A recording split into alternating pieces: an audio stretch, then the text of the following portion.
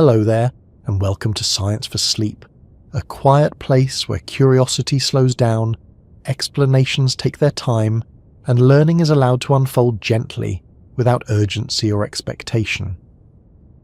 Wherever you happen to be right now, whether you're listening from a dimly lit bedroom, a late-night train, a couch that's slowly becoming more comfortable by the minute, or somewhere in between, I'm glad you're here. This space exists for people who like their science calm, unhurried, and friendly enough to follow you toward rest rather than pulling you in the opposite direction. Nothing here needs to be memorized, and nothing here needs to be finished with a clear conclusion before sleep arrives. The ideas are free to drift, just like attention often does when the day finally loosens its grip. Tonight, we're going to spend some time with a concept that sounds enormous, technical, and possibly intimidating at first glance, but becomes surprisingly familiar the longer you sit with it. We're going to talk about space-time, not in the sense of equations, diagrams, or chalkboards filled edge to edge with symbols, but in the sense of what it actually means for the world you move through every day. The floors beneath your feet, the distance between your hands, the moments between one thought and the next.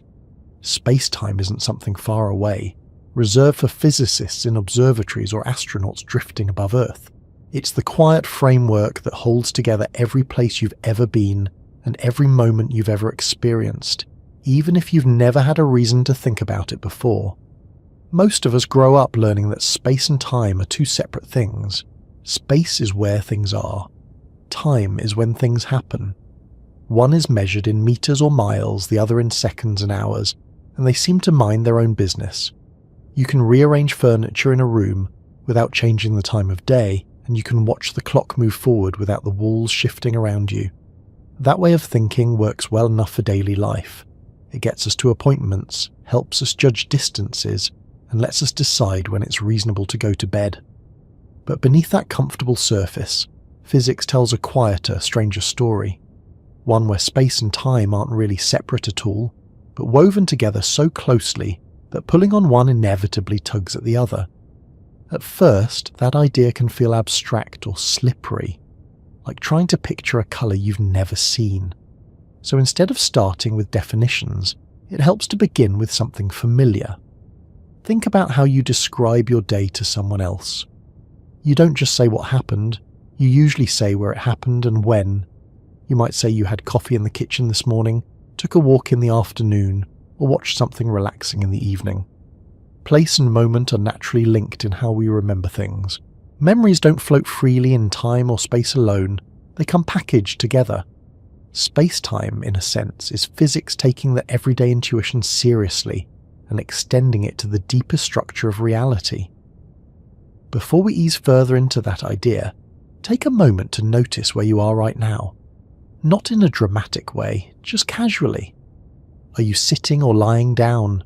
Is there light in the room, or mostly darkness? Is there a particular sound in the background, steady and familiar? Now, without trying to calculate anything, notice when you are. Late evening, early morning, somewhere between yesterday and tomorrow. These two facts, where you are and when you are, feel inseparable in this moment. You couldn't describe one without the other. That pairing is exactly where our story begins. If you find this kind of slow, curious exploration soothing, or if it simply feels like a comfortable way to wind down after a long day, you're very welcome to like the video or subscribe to the channel. It helps this calm corner reach other people who might be looking for the same kind of gentle pause. There's no pressure though. You don't need to do anything at all, just listening is enough. So let's start easing forward, without rushing, into the idea itself. Space-time isn't something scientists invented to make life more complicated. It emerged because the universe turned out to be more interconnected than we first assumed. Long before anyone used the word space-time, people had been measuring distances and durations, mapping land and tracking seasons, building calendars and clocks.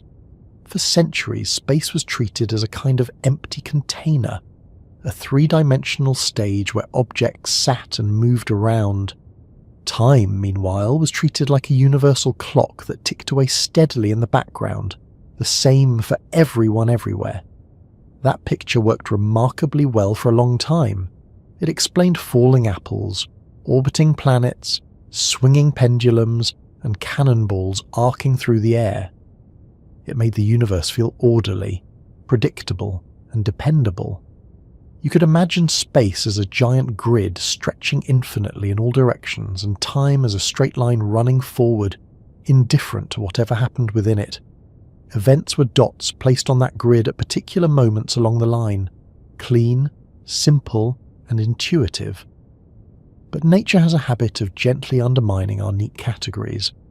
As scientists began measuring things more precisely, especially when dealing with light, very high speeds, and strong gravity, the old separation between space and time started to wobble. Experiments showed that different observers could disagree about distances and durations in ways that weren't just errors or illusions. Two people moving differently could measure the same event and come away with different answers about how long it lasted or how far apart things were, not because their clocks were broken or their rulers were bent, but because the universe itself allowed for those differences. This wasn't chaos. It followed clear, consistent rules. The surprising part was that the rules didn't treat space and time independently. Change how one behaves, and the other responds. Speed up relative to someone else, and your clock ticks differently compared to theirs. Change the gravitational environment, and time itself flows at a different rate. These effects are subtle in everyday life. So subtle that we don't notice them without extremely precise instruments, but they're always there, quietly at work. To make sense of this, physics did something surprisingly elegant. Instead of trying to patch up space and time separately, it combined them into a single structure. Not as a metaphor, but as a mathematical and physical reality.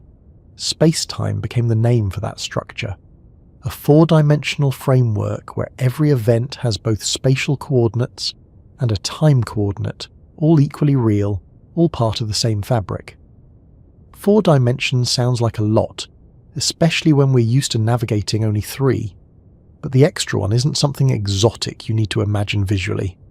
It's simply time treated with the same seriousness as length, width, and height. You don't have to picture a 4-dimensional shape twisting through impossible angles. It's enough to understand that in this framework, asking where something happened without asking when is incomplete, and asking when without where is just as unfinished. This shift in perspective changed how scientists talk about motion. Instead of saying an object moves through space as time passes, you can say it traces a path through space-time. That path includes every place the object has been and every moment it has existed. From this viewpoint, movement isn't just about changing position. It's about how different observers slice space-time into what they call space and what they call time. Those slices don't always line up the same way. If that feels like a lot to hold at once, that's okay. You don't need to resolve it immediately. The point here isn't to arrive at a final understanding, but to let the idea settle gradually, like eyes adjusting to low light. Each pass over the concept makes it a little clearer, a little less strange. There's also something quietly reassuring about space-time once you sit with it. It suggests that the universe isn't a collection of disconnected moments flickering in and out of existence, but a continuous structure where everything has its place. Every experience you've ever had fits somewhere within it. Not lost, not floating aimlessly, but part of a larger pattern that doesn't rush or forget. Let your attention rest on the simple fact that you are somewhere, at some moment, listening to a voice talk about the universe in a calm, unhurried way. That combination of place and time is not accidental. It's the most basic example of space-time in action. For a long time, the idea that space and time might not be separate lived quietly at the edges of human thought, not as a bold proclamation but as a subtle discomfort with how neatly things had been divided. Space was treated as the arena, time as the schedule, and the two rarely crossed paths in ordinary explanations. You could point to a location on a map without caring what year it was. and you could talk about an hour passing without needing to know where you were standing when it happened. That separation felt natural, almost obvious, because it matched how our senses report the world. We look around and see space. We glance at a clock and see time. They seem to belong to different mental drawers. Yet even in everyday language, the divide is not as clean as it first appears. When you describe an event, you instinctively anchor it both ways. You do not just remember that something happened, you remember where it happened. You do not just recall a place, you recall when you were there. The two are braided together so tightly in memory that pulling them apart feels artificial. Physics eventually noticed the same thing, though it took centuries of careful measurement before the quiet tension became impossible to ignore. Before that realization took shape, the dominant picture of the universe was deeply reassuring. Space was thought of as a vast, empty container, extending in three directions, stable and unmoving. Time, meanwhile, flowed uniformly, ticking forward at the same rate everywhere, like a perfectly reliable metronome. Events happened inside space as time carried them along. This view made predictions straightforward. If you knew where something was and how fast it was moving, you could calculate where it would be later. Time served as the neutral backdrop against which all motion played out. This framework worked extraordinarily well for most situations humans cared about. It explained why apples fall, why planets orbit, why bridges stay standing, and why tides rise and fall. For daily life, engineering, and even early astronomy, it was more than sufficient. Nothing about it demanded that space and time be blended together. In fact, keeping them separate made calculation simpler and intuition happier. The first hints of trouble did not arrive with fanfare. They emerged quietly from experiments involving light and motion. Light turned out to behave in ways that resisted the old assumptions. No matter how fast an observer moved, light always appeared to travel at the same speed. This was deeply unsettling. Under the old view, speeds were supposed to add together neatly. If you ran towards something, you should measure it approaching faster than someone standing still. That logic worked for thrown balls, moving trains, and flowing rivers. Light refused to cooperate. At first, scientists tried to save the separation of space and time by inventing unseen structures, hypothetical backgrounds that light might move through. These ideas grew increasingly complicated and increasingly strained. Each new experiment tightened the knot.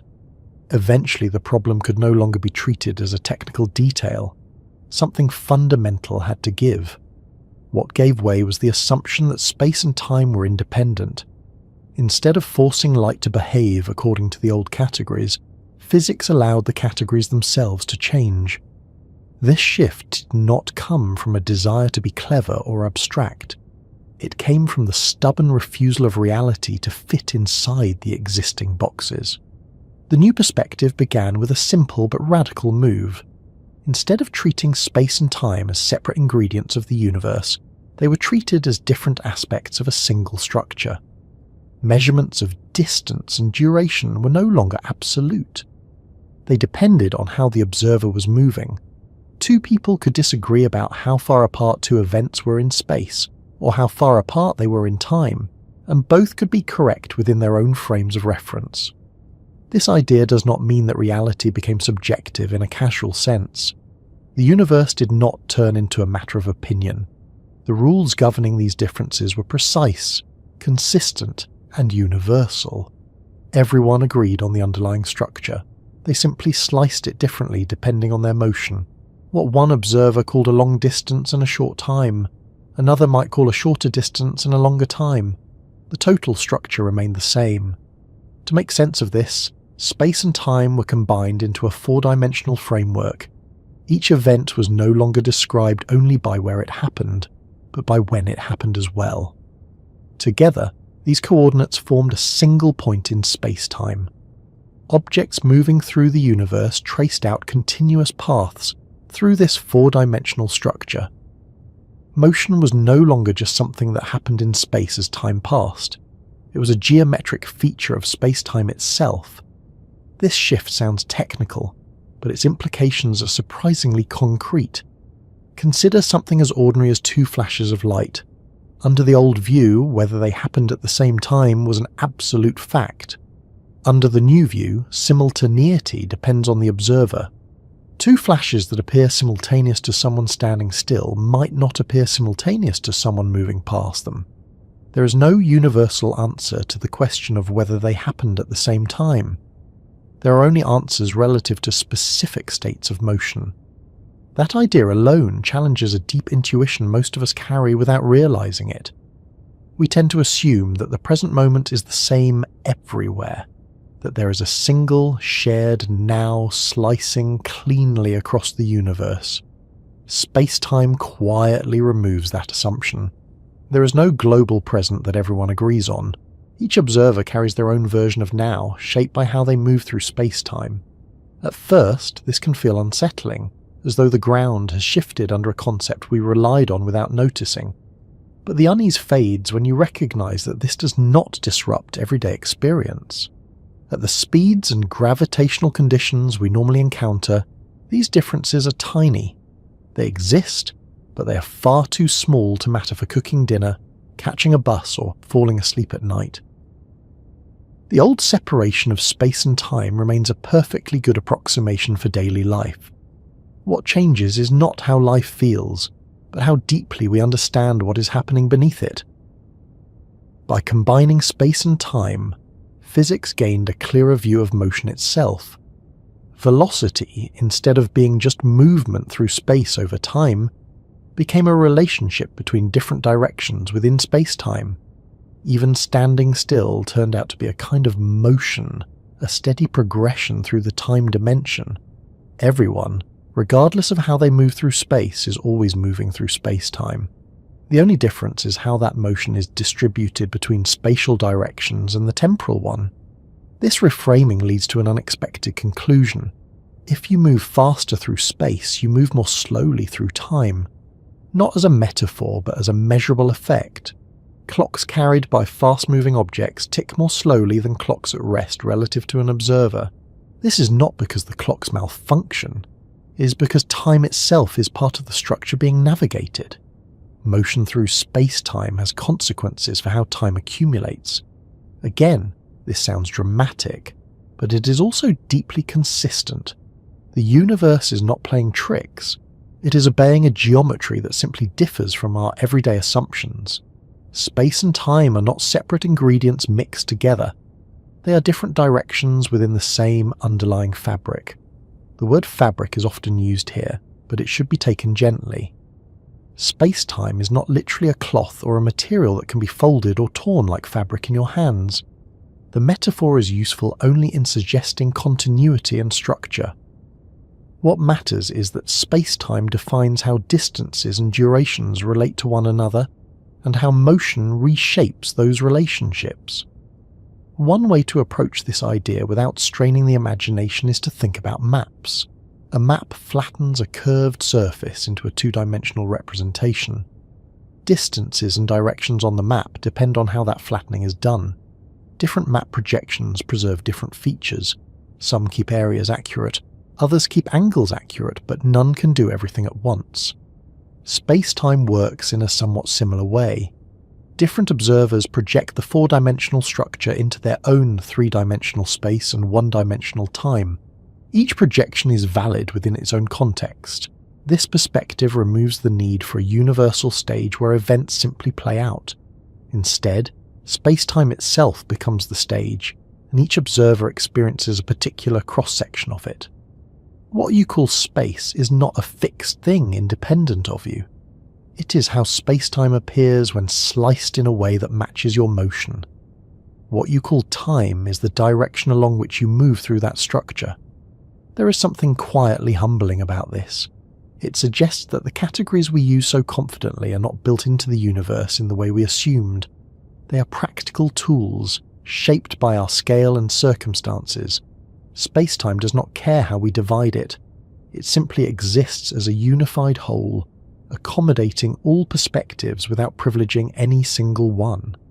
This idea also changes how we think about permanence. In a space-time view, events do not vanish into the past or hover uncertainly in the future. They occupy definite locations within the structure. The fact that you cannot revisit them does not mean they are erased. It means your path through space-time does not pass through those points again. The structure remains intact regardless of where your personal journey takes you. That thought can be comforting or unsettling, depending on how you approach it. For now, it is enough to note that space-time offers a way to understand continuity without requiring a flowing river of time sweeping everything away. The flow is something we experience, not necessarily something space-time itself does. As this perspective settled into physics, it opened the door to deeper questions.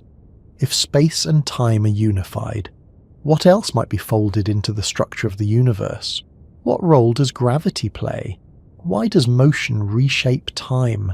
How does light fit so naturally into this picture? These questions did not arrive all at once. They emerged gradually, each one nudging the understanding a little further from familiar ground. What matters here is that the idea of space and time not being separate was not a loud revolution. It was a quiet correction. A recognition that the universe was not obligated to match human intuition, and that deeper coherence sometimes requires letting go of categories that once seemed obvious. Space and time are not separate things stitched together later. They are aspects of a single framework that quietly underlies every step you have ever taken and every moment you have ever noticed passing. For most of human history, space was imagined as something inert and passive, a kind of silent container that held everything else.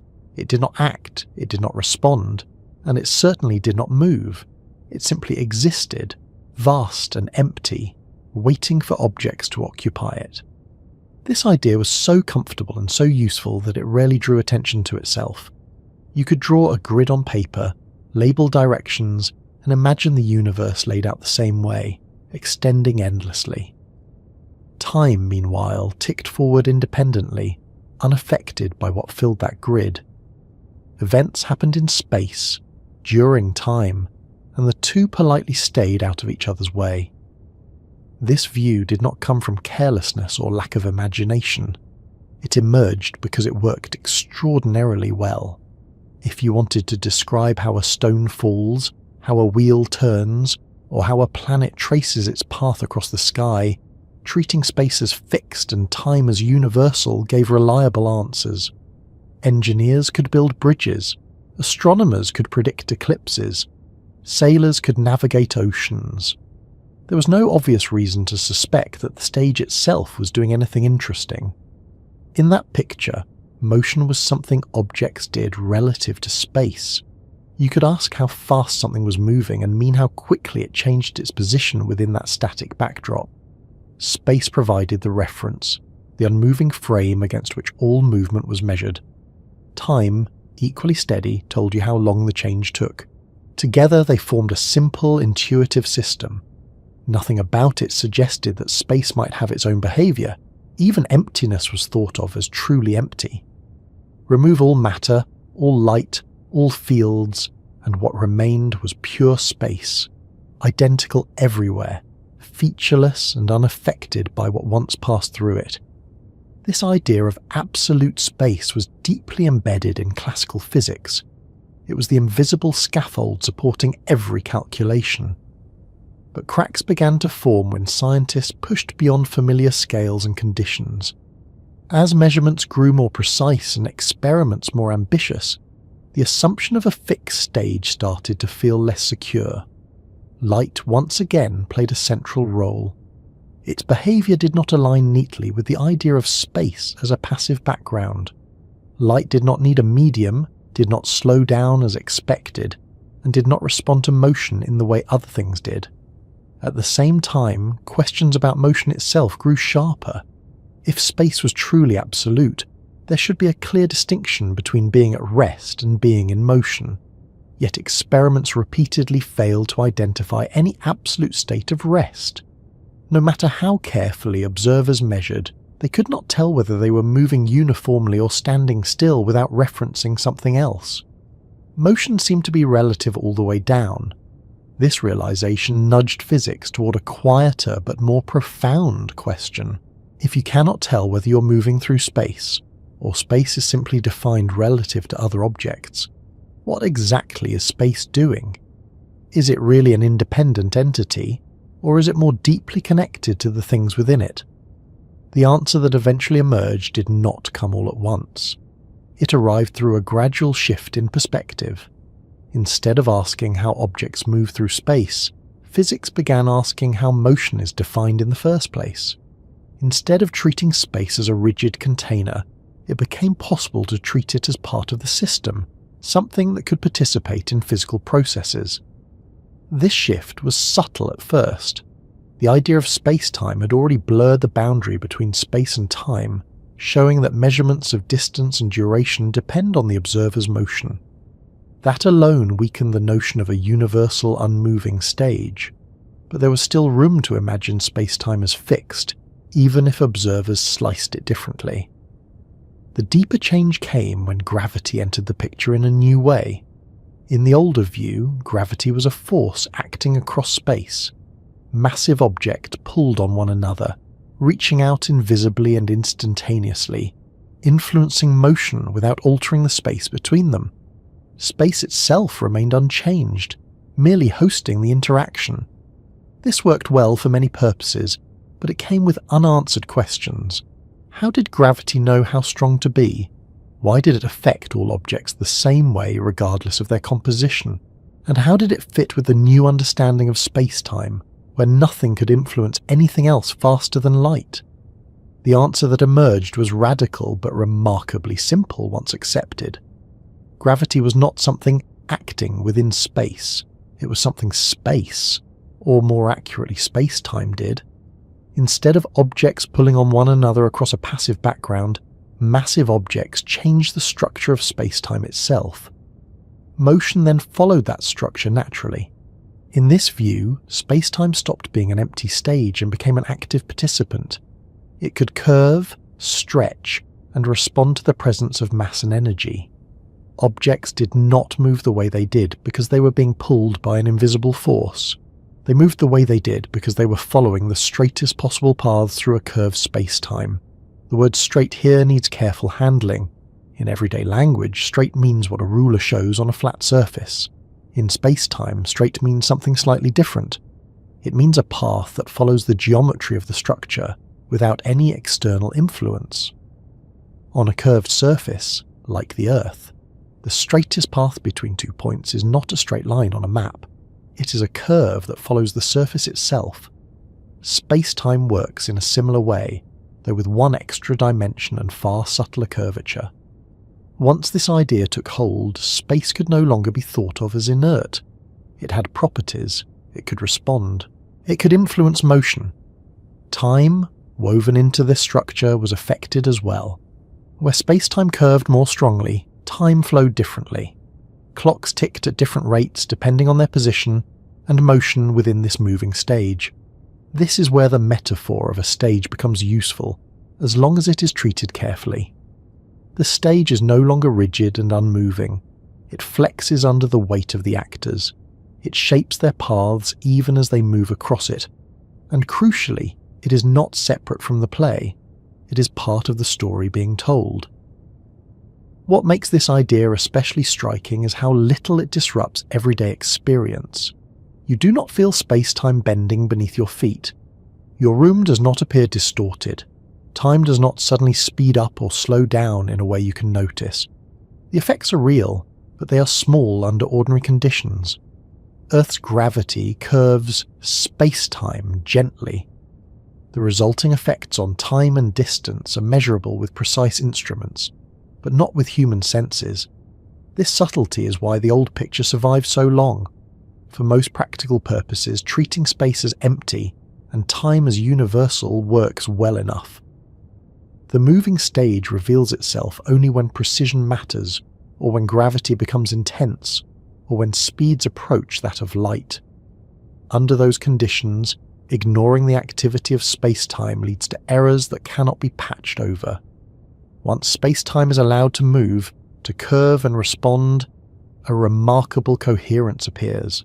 The strange behaviour of clocks in motion, the constancy of the speed of light, and the universality of gravitational acceleration all find a common explanation. They are not separate mysteries. They are different expressions of the same underlying structure. This perspective also reframes what it means to be at rest. In a moving space-time, rest is no longer defined relative to an absolute background. It is defined relative to the local structure of space-time itself. An object at rest is simply following a path that aligns with the curvature around it. There is no deeper stillness beneath that. Even emptiness changes meaning. A region of space-time with no matter is not necessarily trivial. It still has structure. It can carry gravitational waves, ripples in space-time itself that propagate outward when massive objects move violently. These waves are not vibrations of something sitting inside space. They are vibrations of space-time. The stage is shaking, not the props. This idea would have seemed absurd under the old view. How can nothing vibrate? How can emptiness ripple? The answer is that space-time is not nothing. It is not a container waiting to be filled. It is a physical entity with properties, even in the absence of matter. Its behaviour can be measured. Its disturbances can be detected. Its geometry can be mapped. Yet calling space-time a thing can be misleading if taken too literally. It is not a substance in the way air or water is a substance. You cannot scoop it up or isolate it. Its reality is expressed through relationships, through how distances, durations and paths behave. It exists in the rules that govern measurement and motion. Thinking this way requires letting go of a deeply ingrained habit. We're used to imagining causes acting within a fixed arena. Space-time asks us to imagine the arena itself as dynamic, shaping causes and effects by its geometry. This is not something the human brain evolved to do intuitively. It takes time, repetition and patience to feel even slightly comfortable. One way to soften the transition is to notice how often we already accept dynamic backgrounds without much trouble. Weather patterns shape how sound travels, ocean currents shape how boats move, the shape of a landscape shapes how rivers flow. In each case, motion is guided not just by forces, but by the structure of the environment. Space-time extends this idea to the deepest level, making the environment itself part of fundamental physics. Once space is no longer empty, and time no longer independent, the universe starts to look less like a clockwork machine ticking in a void, and more like a continuously evolving structure. Not evolving in the sense of changing arbitrarily, but responding consistently to what exists within it. Mass and energy tell space-time how to curve. Curved space-time tells matter how to move. Neither stands alone. This mutual relationship replaces the old image of dominance and passivity. Space is not merely where things happen, it participates. Time is not merely a parameter counting events, it responds. The stage and the actors are locked in a quiet dialogue, each shaping the other without ever needing a conductor. None of this requires you to visualize impossible shapes or imagine yourself floating outside reality. It only requires accepting that the simplest picture is not always the deepest one. The empty stage was a useful idea, but it was an approximation. The moving stage is richer, more flexible, and better suited to the universe we actually inhabit. At first glance, motion seems straightforward. Something changes its position, and we describe that change using distance and time. A car travels a certain number of kilometers in an hour. A person walks across a room in a few seconds. The faster the motion, the more distance covered in less time. This way of thinking feels so natural that it rarely invites deeper scrutiny. Distance is distance. Time is time. Motion simply links the two. For most everyday situations, this picture works perfectly well. You do not need to worry about how motion reshapes distance when you walk to the kitchen, and you do not notice time behaving differently when a train accelerates. The world behaves politely at human speeds and scales. But beneath that polite surface, something more subtle is happening. Motion does not merely take place within space and time, It actively reshapes how distance and duration are measured. This idea does not come from philosophical speculation. It comes from careful observation. When scientists began comparing measurements made by observers in different states of motion, they found something unexpected. The observers did not always agree. They could measure the same event and report different distances or different durations, even when using perfectly functioning instruments. These differences were not mistakes. They followed precise, predictable rules. The key realization was that distance and duration are not absolute properties of events. They are relational. They depend on how the observer is moving relative to what is being observed. Motion changes the way space-time is sliced into space and time, and that slicing determines what counts as a distance and what counts as a duration. To understand why this happens, it helps to set aside the idea that space and time exist independently and return to the unified picture of space-time. In space-time, events are points in a four-dimensional structure. Objects trace out paths through that structure. Observers do not perceive space-time directly. Instead, they experience it through their own motion, carving it into what they call space at a given moment and what they call time passing. Imagine two observers moving relative to one another. Each carries their own clock and ruler. Each defines a present moment differently based on their motion. Those definitions are not arbitrary. They are constrained by the structure of space-time itself, but they are not identical. As a result, what one observer calls simultaneous events, another observer may not. This difference in simultaneity is where changes in distance and duration begin. Distance, as we usually define it, is the separation between 2 points at the same time. Duration is the separation between two events at the same place. Both definitions rely on the concept of simultaneity. Change simultaneity, and you change what counts as distance and duration. In a universe where space and time are separate, simultaneity is universal. Everyone agrees on what is happening now. In space-time, simultaneity depends on motion. There is no single slice of now that applies to everyone. Each observer's motion determines which events they group together as happening at the same time. This is not a flaw or a loophole. It is a direct consequence of how space-time is structured. The speed of light plays a central role here. Light does not adjust its speed to match the motion of the observer. It moves through space-time at the same speed for everyone. This single fact forces space and time to adjust instead. If light speed is fixed, then observers moving relative to one another must disagree about distances and durations in order to keep that speed consistent. There is no alternative. Either light speed changes or space and time do. Experiments show that space and time are the ones that give way. From this requirement emerge two effects that sound dramatic but are actually gentle and precise: length contraction and time dilation. These are not distortions imposed on objects or clocks. They are differences in measurement arising from different ways of slicing space-time. Consider length first. When an object moves relative to an observer, the observer measures its length along the direction of motion as shorter than it would be if the object were at rest.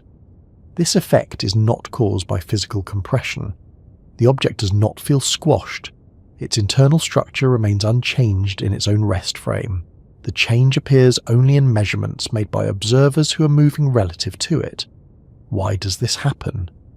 Because measuring length requires measuring the positions of both ends of the object at the same time. If two observers disagree about what counts as the same time, they will disagree about the positions being compared. The object itself has not changed. The slice of space-time used to measure it has. Time dilation works in a complementary way. A clock moving relative to an observer ticks more slowly according to that observer. Again, this is not because the clock malfunctions. From the clock's own perspective, it ticks normally. The difference arises because the observer's definition of time does not align with the clock's path through space-time. In space-time terms, each object traces out a path called a world line. The amount of time experienced by the object corresponds to the length of that path measured in the time direction. When an object moves faster through space, its path tilts more toward the spatial directions and less toward the time direction. As a result, less time accumulates along that path compared to an object at rest relative to the observer. This description can sound abstract, but it leads to a simple and consistent picture. All objects move through space-time at a fixed overall rate. How that motion is divided between space and time depends on the object's velocity. Move faster through space, and you move more slowly through time relative to others. This trade-off is not optional. It is built into the geometry of space-time. Motion redistributes how progress is made through the 4 dimensions. Distance and duration are not independent currencies. They are 2 sides of the same account. One way to soften this idea is to notice that we already accept similar trade-offs in other contexts. When you move diagonally across a floor, part of your motion goes in one direction and part in another. You cannot move entirely north and entirely east at the same time. The total motion is divided between directions. Space-time extends this idea to include time as direction of motion. This does not mean time is identical to space. The geometry of space-time treats the time dimension differently, with a different sign in the underlying structure. That difference ensures causality and preserves the order of events, but it does mean that motion through time is just as real as motion through space. Because these effects depend on speed, they're usually tiny. At everyday velocities, the changes in distance and duration are far too small to notice. A person walking down the street experiences time dilation, but by such a minuscule amount that it is completely negligible. Even commercial airplanes only produce differences measurable with atomic clocks. The small size of the effect is not a weakness of the theory. It is the reason it went unnoticed for so long. Nature did not hide it. Humans simply did not move fast enough or measure precisely enough to see it. Once the effect was measured, however, it became impossible to ignore. Atomic clocks flown around the world tick differently from those left on the ground. Particles created in the upper atmosphere survive longer when moving quickly toward Earth than they would if stationary. These are not interpretations, they are observations. What is striking is how cleanly these observations fit into the space-time picture. There is no need for extra mechanisms or corrections. Motion changes distance and duration because space-time is unified. Measurement depends on the observer's path through that structure. This also explains why there is no privileged observer. No one is more correct than anyone else. Each observer's measurements are valid within their own frame of motion. Disagreements are not contradictions, they are reflections of different space-time perspectives. This idea challenges a quiet assumption many of us carry, that there is a single correct answer to questions like how long something lasted or how long something is. In space-time, the correct answer always includes the phrase according to whom. That does not make reality fuzzy, it makes it relational. Importantly, not everything becomes relative. Certain quantities remain invariant. The space-time interval between events, a combination of spatial and temporal separation, is the same for all observers. This invariant replaces absolute distance and absolute time as the deeper measure of separation. It is the underlying structure that everyone agrees on, even when their individual measurements differ. This balance between relativity and invariance is what gives space-time its stability. Observers may disagree about distances and durations, but they agree about the fundamental relationships encoded in space-time itself. The universe does not dissolve into inconsistency. It becomes more structured, not less. From this perspective, motion is not merely something that happens against a background. It is an active participant in shaping experience. How fast you move determines how you carve space-time into moments and distances.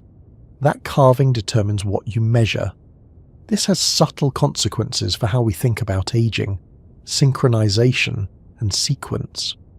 Clocks moving differently do not remain synchronized. Paths through space-time accumulate different amounts of time. There is no universal clock ticking for everyone. There are only local clocks following local paths. Yet once again, this does not disrupt daily life. The differences are small and predictable. They only become important when precision matters or when conditions are extreme. Under those conditions, space-time insists on being taken seriously. The deeper lesson here is not that motion produces strange effects, but that our intuitive separation of space and time was an approximation. Motion reveals the underlying unity by exposing where the approximation breaks down. Distance and duration were never independent. They only appeared that way because we usually move slowly and measure crudely. There is something quietly remarkable about the way space and time cooperate. They do not merely coexist, sharing the universe without interacting. They actively coordinate, adjusting themselves in tandem so that the deeper structure of reality remains consistent no matter how it is observed. This coordination is not obvious at first. It hides beneath measurements, tucked into equations, revealing itself only when different perspectives are compared carefully. Yet once noticed, it becomes difficult to unsee. Space and time behave as though they have made an agreement, a mutual understanding that preserves the rules of the universe even when everything else seems to shift. At the heart of this agreement is a simple requirement. The laws of physics must look the same to all observers who are moving at constant speeds relative to one another. No one gets a privileged viewpoint. No frame of motion is more correct than another. Whether you're standing still, walking, or traveling smoothly through space at great speed, the fundamental behavior of nature does not change. This principle sounds modest, almost polite, but it has far-reaching consequences. One of those consequences involves light. Light does something unusual. It travels at the same speed for all observers, regardless of how fast they themselves are moving. This is not an approximation. It is not a quirk of measurement. It is a defining feature of how light behaves in our universe. This single fact forces space and time into a kind of coordinated adjustment, because if the speed of light is fixed, then distance and duration cannot remain fixed independently. Speed, after all, is distance divided by time. If speed must remain the same, and observers disagree about motion, then distance and time must compensate. When one changes, the other must respond. This is not a coincidence or a trick. It is the strange agreement between space and time, a shared responsibility to keep the deeper structure intact. Imagine two observers moving relative to one another, each watching the same beam of light. They may disagree about how far the light travels or how long the journey takes, but when they divide one by the other, they arrive at the same speed. That consistency is not enforced by altering the light. It is enforced by altering the measurements of space and time themselves. This idea often feels backward at first. We are used to thinking of space and time as the measuring sticks and clocks against which motion is judged. Here, motion and light dictate how those measuring tools behave. Space and time become flexible, adjusting to preserve a deeper invariance. This invariance is not speed alone. It is the structure of space-time itself. Beneath the shifting measurements lies something everyone agrees on, even if they describe it differently. This underlying agreement shows up in what physicists call the space-time interval, a quantity that combines spatial separation and temporal separation into a single measure.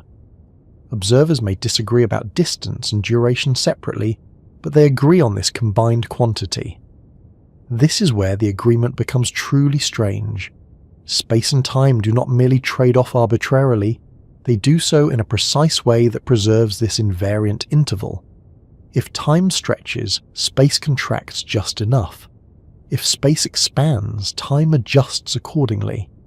The balance is exact, not approximate. To understand this without relying on formulas, it helps to think in terms of constraints rather than causes. Space and time are not reacting to one another as if one were pulling the other along. They're constrained together by the geometry of space-time. That geometry dictates how measurements must behave if the underlying structure is to remain consistent. This agreement has practical consequences that reach far beyond thought experiments. Technologies that rely on precise timing and positioning depend on it. Satellite navigation systems, for example, must account for the way motion and gravity alter time. The clocks aboard satellites tick at different rates than clocks on the ground, not because they are faulty, but because they are moving differently through space-time and sitting in a different gravitational environment. Space and time adjust together to keep the system coherent. The agreement also explains why there is a maximum speed in the universe. Nothing with mass can reach or exceed the speed of light, because doing so would require space and time to adjust beyond what the space-time structure allows. As an object accelerates and approaches this limit, time dilation becomes more pronounced, and length contraction more extreme. The adjustments required to preserve the invariant structure grow without bound. Space and time refuse to cooperate beyond a certain point. This refusal is not arbitrary. It is a consequence of the agreement itself. Space and time can bend and stretch, but only within limits that preserve causality and consistency. They are flexible, not fragile. Another way to see this agreement at work is to consider simultaneity. Whether two events happen at the same time depends on the observer's motion. This seems counterintuitive until you recognize that simultaneity is part of how space-time is sliced into space and time. Different observers slice differently. The agreement ensures that these different slices all fit into the same underlying structure. No observer's slice is more real than another's. They are simply different perspectives on the same space-time. The agreement between space and time allows these perspectives to coexist without contradiction. This perspective also reshapes how we think about causality. Even though observers disagree about simultaneity, they agree about cause and effect. Events that can influence one another remain ordered the same way for everyone. The agreement between space and time preserves this ordering by limiting how measurements can differ. Light cones, which define the possible influence of events, remain consistent across all frames of motion. Here again, the agreement is subtle but firm. Space and time are flexible enough to allow relative motion without breaking the universe into inconsistent pieces, but structured enough to prevent paradoxes. They give just enough and no more. This balance becomes even more striking when gravity enters the picture. Gravity affects both space and time. Clocks tick more slowly in stronger gravitational fields. Distances are warped. Yet even here, the agreement holds. Space and time adjust together so that the space-time structure remains coherent. Pass through space-time curve, but the rules governing those curves remain consistent. In this sense, gravity does not break the agreement, it expresses it. Gravity is space-time responding to mass and energy, bending in a way that preserves the same underlying relationships. The agreement between space and time is not limited to motion alone. It extends to how space-time responds to everything that exists within it. What makes this agreement especially interesting is that it is not something imposed from outside. There is no external referee ensuring that space and time behave properly. The agreement is built into the geometry of space-time itself. It is how the universe is structured. From a human perspective, this can feel like an unexpected kindness. Reality could have been far messier. Different observers could have experienced fundamentally incompatible worlds. Instead, the universe allows multiple perspectives to coexist, each valid, each incomplete on its own, but all fitting together into a single consistent whole. This does not mean that understanding space-time becomes easy. The agreement between space and time challenges habits of thought that are deeply ingrained. We're used to fixed distances and shared moments. Letting go of those absolutes takes practice, but once the habit loosens, a quieter clarity emerges. You begin to see that the disagreement between observers is not a flaw to be corrected. It is a feature to be understood. Space and time are not failing to be rigid. They are succeeding at being coherent. This coherence extends to the way energy and momentum behave. Just as space and time are linked, so are energy and momentum. They form another pair that adjust together to preserve invariance. These relationships are not independent accidents. They are different expressions of the same space-time structure. The strange agreement between space and time also reframes questions about measurement itself. Measurements are not simply readings taken by passive instruments. They are interactions between observers and space-time. The agreement ensures that these interactions produce results that, while relative, are not arbitrary. This perspective can be surprisingly calming. It suggests that the universe is not constantly on the verge of inconsistency. It is robust. It accommodates difference without falling apart. Space and time bend, but they do so together, maintaining an underlying order that does not depend on any single viewpoint. As you sit with this idea, it may begin to feel less strange and more inevitable. Given the constraints of light, motion, and causality, space and time could hardly behave otherwise. Their agreement is not an optional feature. It is the only way a universe like ours can function. Light has a peculiar way of refusing to be ignored. No matter how gently physics tries to fit it into familiar categories, it pushes back, insisting on its own rules. Long before space-time became part of the conversation, light was already quietly unsettling assumptions about motion, distance, and time. It looked like a wave, behaved like a particle, travelled incredibly fast, and most strangely of all, seemed utterly indifferent to how its source or observer moved. That indifference is where the story of limits truly begins. In everyday life, speeds add together in a way that feels obvious. If you walk forward on a moving train, someone standing on the ground sees you moving faster than if you were standing still inside the carriage. Throw a ball forward from a moving vehicle, and its speed relative to the road combines the speed of the throw and the speed of the vehicle. This logic is so ingrained that it rarely feels like a rule at all. It feels like common sense. Light does not follow that rule. If you shine a flashlight forward while moving quickly, the light does not travel faster relative to a stationary observer than it would if you were standing still. Measure it carefully and you always get the same result. Light moves at one fixed speed in a vacuum, regardless of the motion of its source or the observer measuring it. This was not a philosophical preference. It was an experimental fact, confirmed again and again with increasing precision. At first, this result was deeply confusing. The prevailing intuition insisted that light must be moving through something, some invisible medium that carried waves the way air carries sound. If that medium existed, then motion through it should change the measured speed of light, just as moving through air changes the perceived speed of sound. Yet every attempt to detect such a medium failed. No matter how Earth moved, no matter how carefully the experiment was designed, light's speed remained stubbornly unchanged.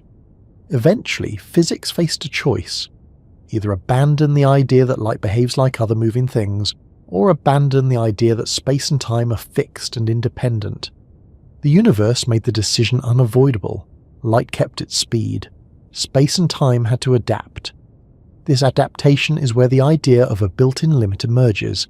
The speed of light is not merely the speed at which light happens to travel, it is the maximum speed at which information, influence, or causation can propagate through space-time. Nothing with mass can reach or exceed it, not because of a mechanical barrier, but because of how space-time itself is structured. This limit is not imposed from outside.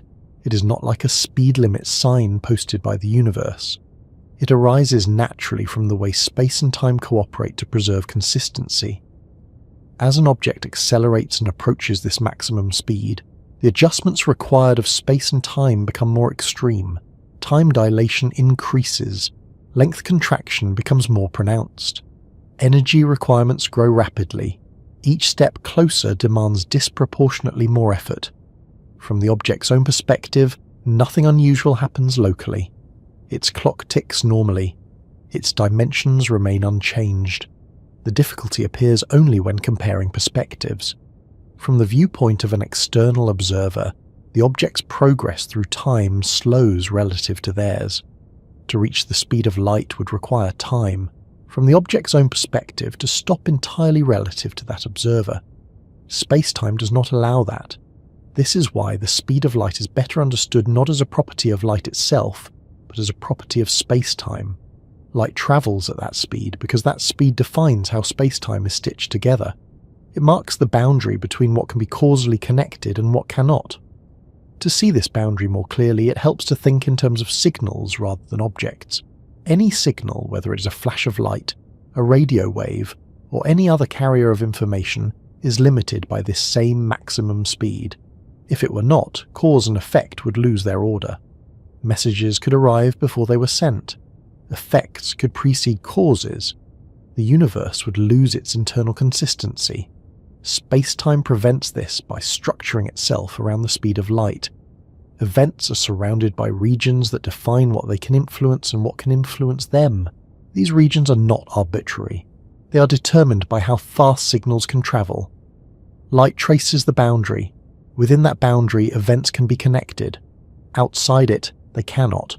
No amount of effort or ingenuity can bridge that gap because it is not a matter of engineering.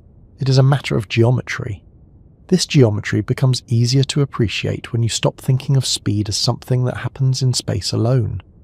Speed is a relationship between space and time. By fixing the maximum possible speed, space-time fixes how these two dimensions relate to one another. They are not free to vary independently. Their agreement, discussed earlier, is anchored by this limit. One of the more counterintuitive consequences of this limit is that adding speeds does not work the way we expect at high velocities. If you move at half the speed of light and shine a flashlight forward, the light does not move at 1.5 times the speed of light. It still moves at the same speed. The additional motion is absorbed into changes in time and space measurements instead. This absorption feels unnatural because it contradicts everyday intuition, but it preserves something more important than intuition. It preserves causality. It ensures that the order of events remains meaningful. The closer an object gets to the speed of light, the more space-time resists further acceleration. Not through friction or force, but through geometry. Time slows down relative to external observers. Distances along the direction of motion contract. Energy increases dramatically. Each of these effects is space-time enforcing its limit. It is tempting to imagine this limit as a barrier that could, in principle, be broken with enough power or advanced technology. But that image misses the point. The limit is not something standing in the way. It is the shape of the way forward. There is no path through space-time that exceeds this speed, just as there is no path on the surface of a sphere that reaches beyond its surface without leaving it altogether. This limit also clarifies why massless particles, like light itself, behave differently from objects with mass. Light does not experience time in the same way massive objects do.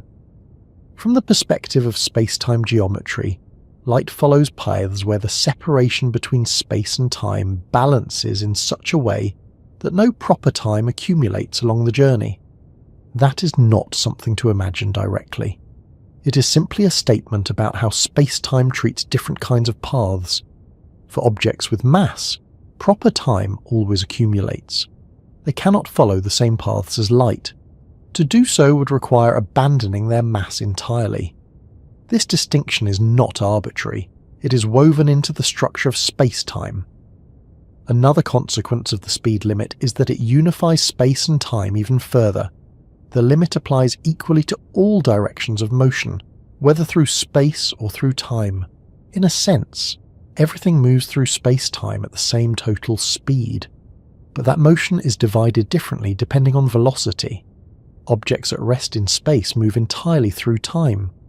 Objects moving through space redistribute some of that motion away from time. This perspective can feel abstract, but it provides a consistent way to understand why acceleration becomes more difficult as speed increases. You're not simply adding more motion. You're trying to reallocate motion within a fixed structure. Space-time allows only so much redistribution. The speed of light also shapes how we observe distant objects. Because signals take time to travel, looking far away means looking back in time. This is not a poetic statement. It is a direct consequence of the speed limit. The farther something is, the longer light has taken to reach us. We never see objects as they are now, we see them as they were when the light left them. At small distances, this delay is negligible. At cosmic scales, it becomes profound. Entire histories are embedded in the light reaching us. Again, this is space-time at work, tying distance and duration together through a fixed speed. This same limit governs communication, navigation, and synchronization. There is no way to instantly align clocks across space. Synchronization requires signals, and signals require time. Any attempt to define a universal now across vast distances runs into this constraint. The speed of light ensures that simultaneity remains relative. Rather than being an inconvenience, this constraint is what makes a coherent universe possible. Without it, there would be no stable notion of before and after. Information could propagate unpredictably. The universe would not merely be strange, it would be inconsistent. The calmness of this realization often goes unnoticed. A universe with limits is a universe with structure. The speed of light is not an arbitrary ceiling. It is a quiet organizing principle. When physicists describe space-time diagrams, they often draw light's paths as lines at specific angles, marking the boundaries of possible influence. Everything else fits within those boundaries. These diagrams are not just teaching tools, they reflect the underlying reality of how space-time organizes events. Even gravity respects this limit. Changes in gravitational fields propagate at the speed of light, not instantaneously.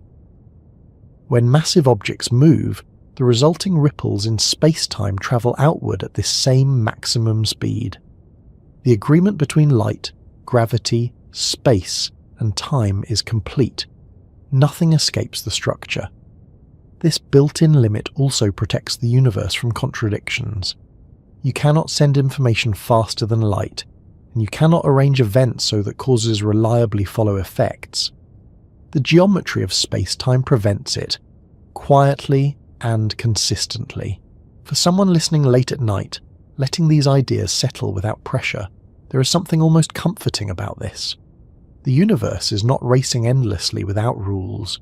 It has boundaries, it has a pace, it allows complexity, motion, and change, but within a framework that holds together. As these ideas accumulate, they naturally lead to deeper questions. If light defines the structure of space-time and imposes a universal limit, then what happens when space-time itself is curved? How does light move through such a structure? How do paths that look straight become bent? There is a moment, often subtle, when the idea of simultaneity begins to loosen its grip. Until then, it feels unquestionable. Two events either happen at the same time or they do not. The present moment seems like a clean slice through reality, shared by everyone everywhere. Noon is noon, now is now. This assumption is so deeply woven into daily experience that it rarely feels like an assumption at all. It feels like a fact. And yet, when motion, light, and space-time are taken seriously together, simultaneity becomes something far less rigid. It does not disappear, but it changes character. It stops being universal and becomes dependent on perspective. Events that appear to happen together for one observer may not happen together for another. Both descriptions are correct, and neither has priority. This shift does not come from philosophical doubt. It comes from the simple act of trying to synchronize clocks. Imagine trying to coordinate time between two distant locations. You want to know whether two events happened at the same moment. To do that, you need clocks, and those clocks must be synchronized. But synchronization is not instantaneous. It requires signals. Signals take time to travel. Light, again, sets the pace. One common method is to send a light signal from one clock to the other and adjust based on the travel time. This works well, but only if you assume that the light travels at the same speed in both directions. That assumption is not optional. It is built into the method, and it turns out to be deeply consequential. Now introduce motion. Suppose two observers are moving relative to one another. each trying to synchronize clocks spread out along their own frame of reference. Each uses light signals. Each assumes the speed of light is the same in all directions. Both are correct. Yet the resulting synchronizations do not match. What one observer calls simultaneous, the other does not. This is not because one made a mistake. It is because simultaneity itself depends on how space-time is sliced into space and time.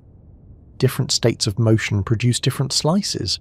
To see why, it helps to return to the idea of space-time as a four-dimensional structure. Events exist as points within that structure.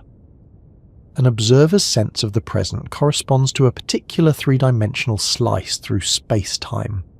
That slice includes all the events the observer considers to be happening at the same time. Change the observer's motion, and the orientation of that slice changes. The slice tilts. Events that were grouped together before are now separated. Events that were separated may now align. The structure itself does not change. Only the perspective does. This tilting is not arbitrary. It follows precise geometric rules dictated by the speed of light. Light's fixed speed ensures that the boundary between what can influence what remains consistent. Simultaneity, however, is free to vary within those constraints. The consequence is subtle, but profound. There is no single, global present moment shared by all observers. There are many local presents, each tied to a particular state of motion.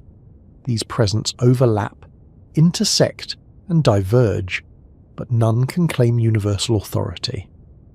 At everyday speeds, this difference is negligible. The tilting is so slight that it goes unnoticed. For all practical purposes, people agree on what is happening now. The disagreement only becomes apparent when relative speeds approach a significant fraction of the speed of light, or when measurements become extremely precise. But the fact that it can appear at all tells us something important. Simultaneity is not built into the universe as an absolute feature. It is a relational concept, emerging from how observers move through space-time. This realization often feels more unsettling than time dilation or length contraction. Slower clocks and shorter lengths can be accepted as measurement effects. Losing a shared now feels more personal. It challenges how we think about experience itself. We tend to imagine reality unfolding moment by moment, with everyone advancing together. Space-time suggests a different picture. Events exist within a structured whole, and observers experience different sequences depending on how they move. This does not mean that events can occur in any order. Causality remains intact. Events that can influence one another maintain their order for all observers. A cause always precedes its effect. What changes is the ordering of events that are too far apart to be causally connected. If two events are separated by enough distance that no signal travelling at or below the speed of light could connect them, then different observers are free to disagree about their temporal order. One may say A happened before B, another may say B happened before A, a third may say they happened at the same time. None of these descriptions contradict physical law, because no causal relationship exists between the events. This freedom is not a flaw. It is a reflection of the structure of space-time. The universe does not require a fixed order where no influence is possible. It only requires consistency where influence exists. Understanding this distinction helps soften the discomfort. Simultaneity fails only where it does not matter physically. Where cause and effect are involved, space-time enforces agreement. This brings us back to light cones, though without needing diagrams. Every event divides space-time into regions.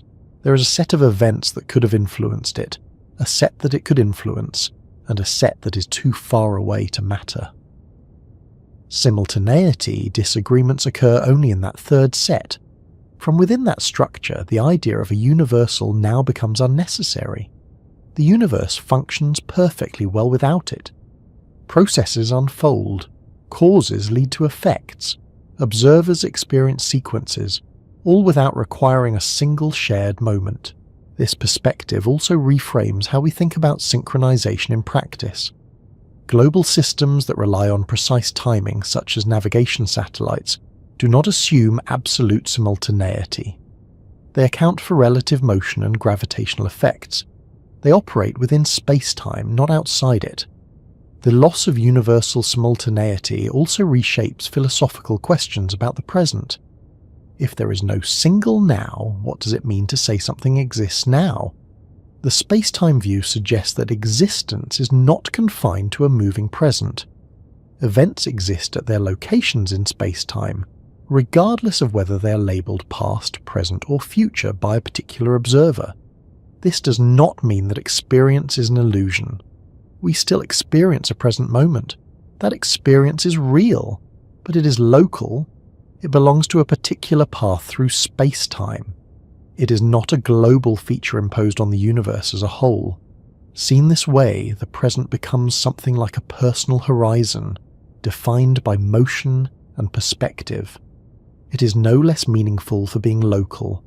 In fact, its locality may be what gives it its richness.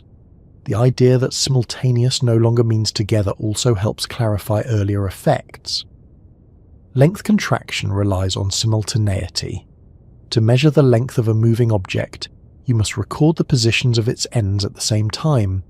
Different observers choose different sets of simultaneous events, leading to different lengths. The disagreement about length is rooted in the disagreement about simultaneity. Time dilation, too, can be understood through this lens. Different observers slice space-time differently, accumulating time along different paths. The clocks do not disagree because one is broken. They disagree because they follow different routes through space-time. Once simultaneity is no longer absolute, these effects stop feeling like isolated oddities. They become parts of a coherent picture. Space, time, motion, and light work together, guided by a consistent geometry. This picture also influences how we think about communication and coordination. You cannot instantly coordinate distant events. Any attempt to do so runs up against the speed of the light. There is always a delay. That delay is not an inconvenience, it is a structural feature. As a result, there is no meaningful way to define a universal present across vast distances. The best you can do is define local presence and relate them through signals that take time to travel. For everyday life, this limitation is invisible. Conversations, schedules, and shared experiences work smoothly because the scales involved are small. The disagreement about simultaneity exists, but it is buried beneath levels of precision we do not access. Still, knowing that it exists changes how we think about the universe at a deeper level. It suggests that reality is not organized around a single timeline, but around a web of interrelated perspectives. This web is not chaotic, it is tightly constrained. Observers may disagree about timing, but they agree about structure. They agree about the speed of light. They agree about causality. They agree about the geometry of space-time. The phrase, "at the same time," turns out to be shorthand, useful within a given frame of reference, but not a universal statement. It works locally, fails globally, and that is exactly what space-time requires. This realization often marks a turning point. Once simultaneity is understood as relative, the universe stops being something that unfolds in lockstep everywhere. It becomes something richer, layered, and more flexible. At some point, gravity stopped looking like a force and started looking like a property. This change did not happen all at once, and it did not begin with the declaration that everything people thought about gravity was wrong. Instead, it began with a quiet mismatch between expectation and observation, the kind that lingers in the background until it can no longer be ignored. Gravity behaved too universally, too impartially, and too predictably to fit comfortably into the same category as pushes and pulls. In the familiar picture, gravity is something objects do to one another. A massive body exerts a pull. Other objects respond. Apples fall, planets orbit, tides rise. This description works well enough for calculation and intuition, and for centuries it was treated as the final word. Space remained the passive arena. Time ticked along. Gravity reached across space and nudged objects into motion. But even within that picture, gravity was already a little strange. Unlike other forces, it affected everything the same way. Drop a feather and a stone in a vacuum, and they fall together. Change the composition of an object, and its gravitational behavior remains unchanged. Gravity did not care about charge, structure, or internal complexity. It only cared about mass and energy, and even then, the response was eerily uniform. This universality raised an uncomfortable question. If gravity were truly a force acting on objects, why did it not depend on the object's internal properties in the way other forces did? Why did everything accelerate the same way under gravity? Why did inertial mass, which resists acceleration, always match gravitational mass, which determines gravitational response? These two quantities could have been different. Nothing in the old framework required them to be the same, yet experiments showed that they were indistinguishable. Rather than treating this as a coincidence, physics eventually took it as a clue. If gravity affects all objects equally, regardless of their internal makeup, then perhaps gravity is not something acting on objects at all. Perhaps it is something acting on the stage they move through. Or more precisely, perhaps it is something the stage itself does. This is where spacetime enters the story in a new way. Up to this point, spacetime had already replaced separate space and time, and motion had been reinterpreted as a path through that structure. Gravity pushed that reinterpretation further. It suggested that spacetime itself responds to mass and energy, and that this response determines motion. In this view, gravity is no longer a force pulling objects toward one another. It is the curvature of spacetime caused by mass and energy.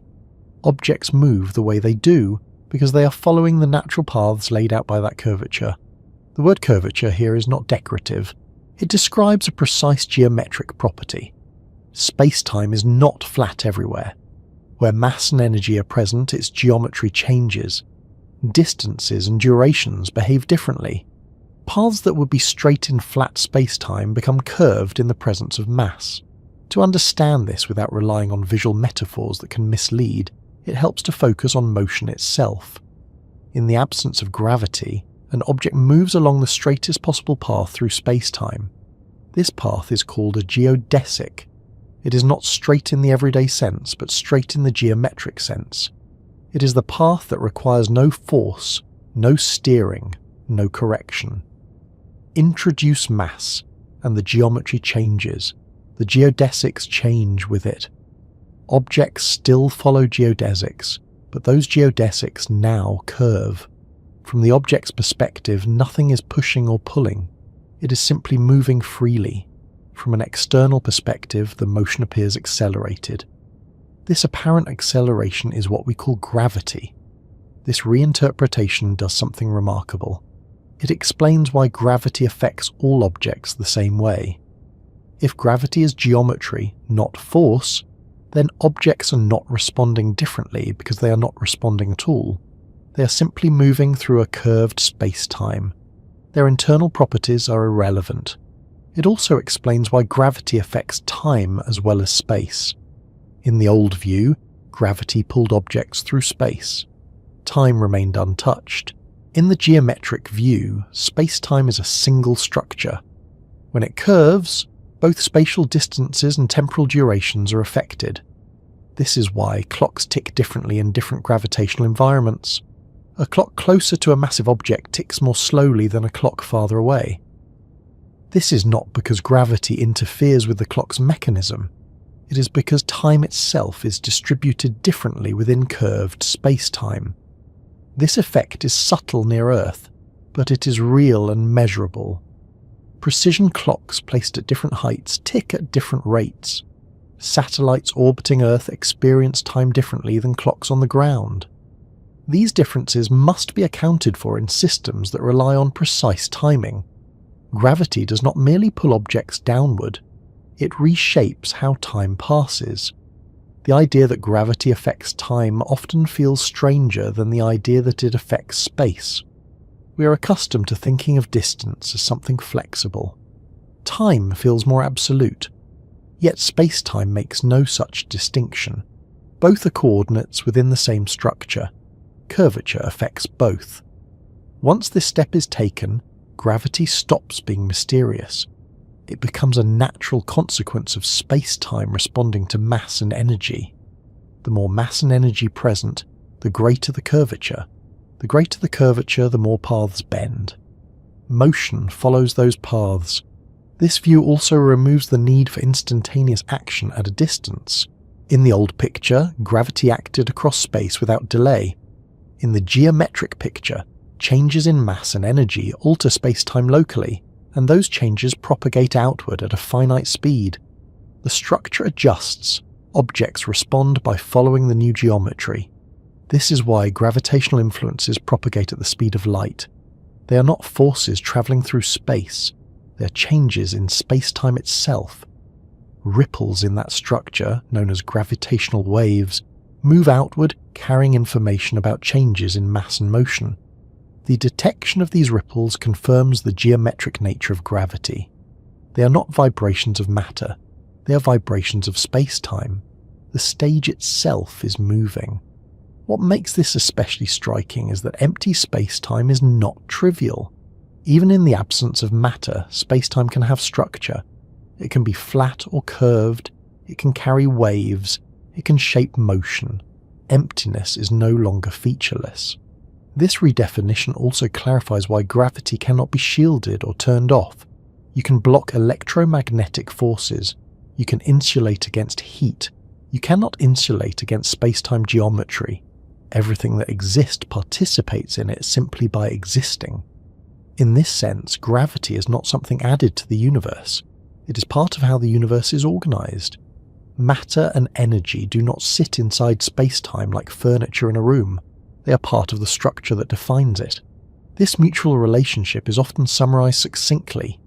Mass and energy tell space-time how to curve, and curved space-time tells mass and energy how to move.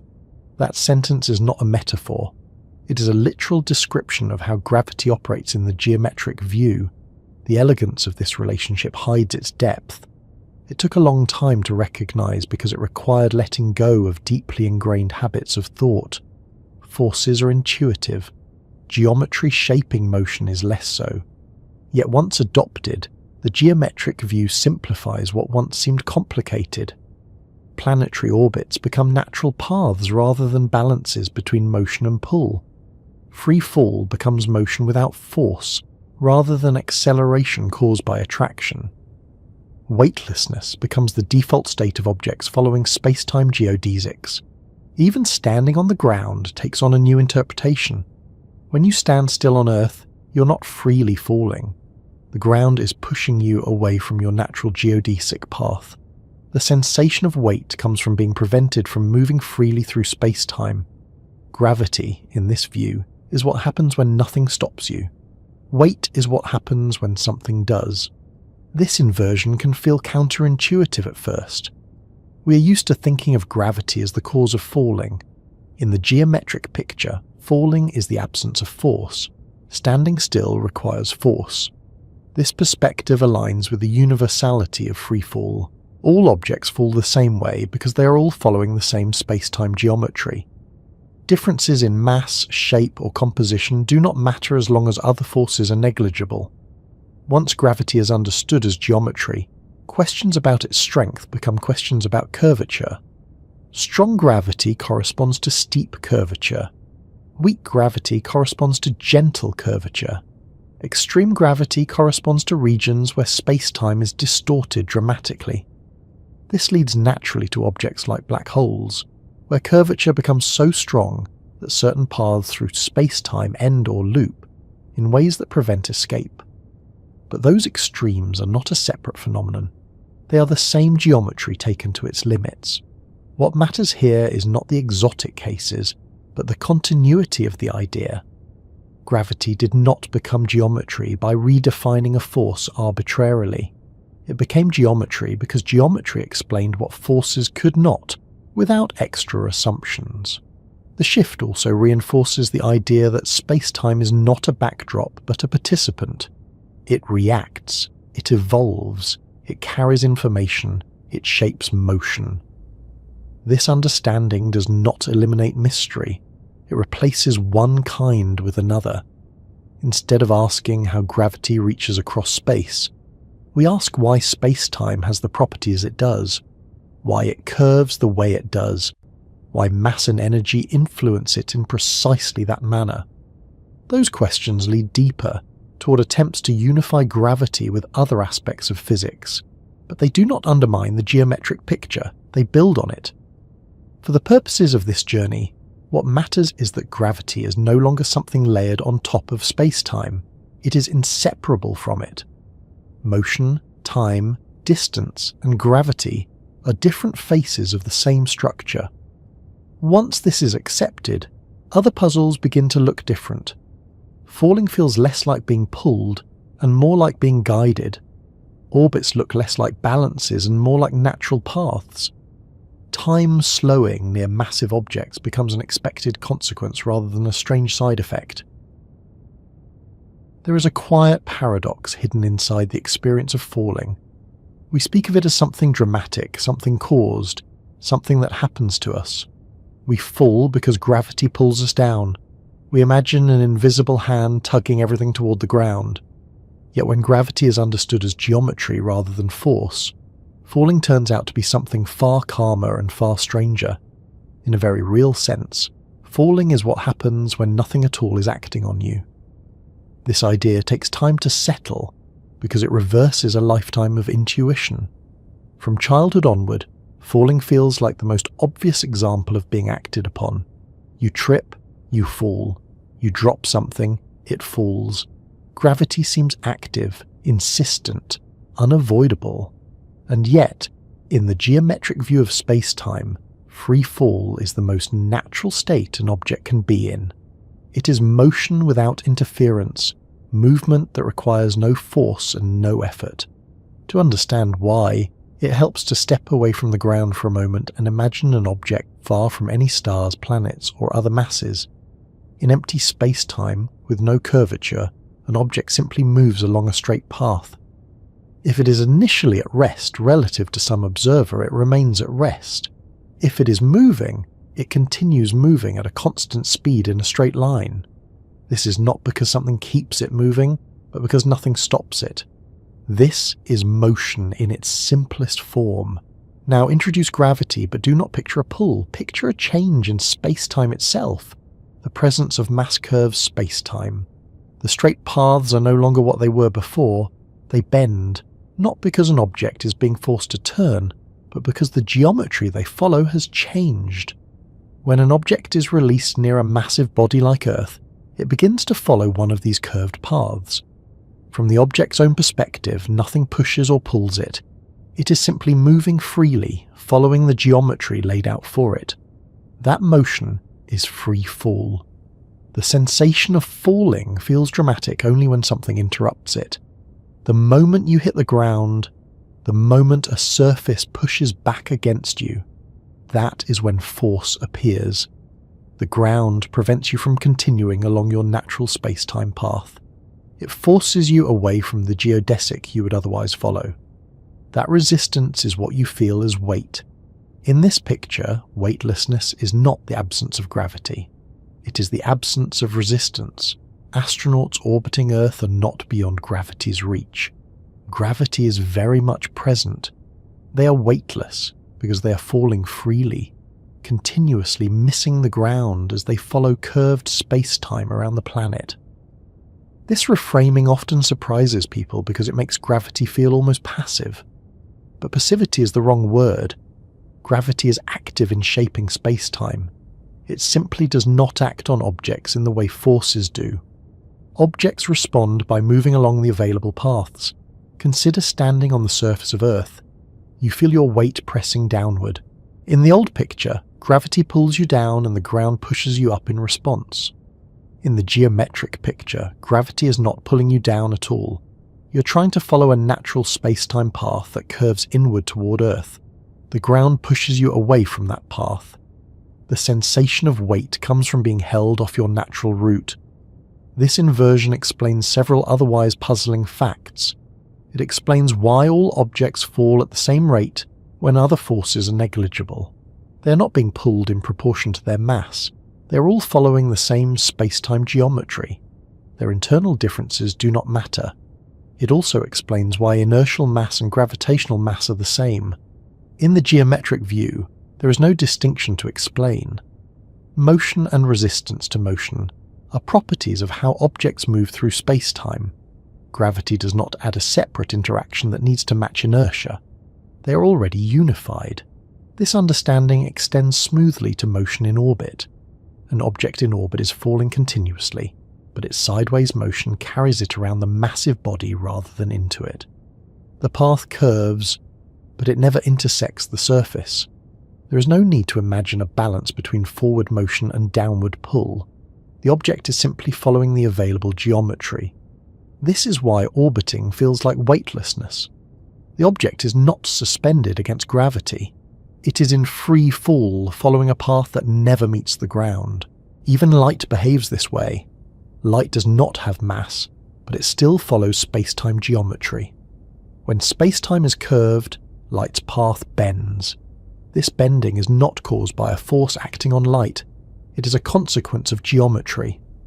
Light follows the straightest possible paths available, just as matter does. Seen this way, falling becomes less of an event and more of a default.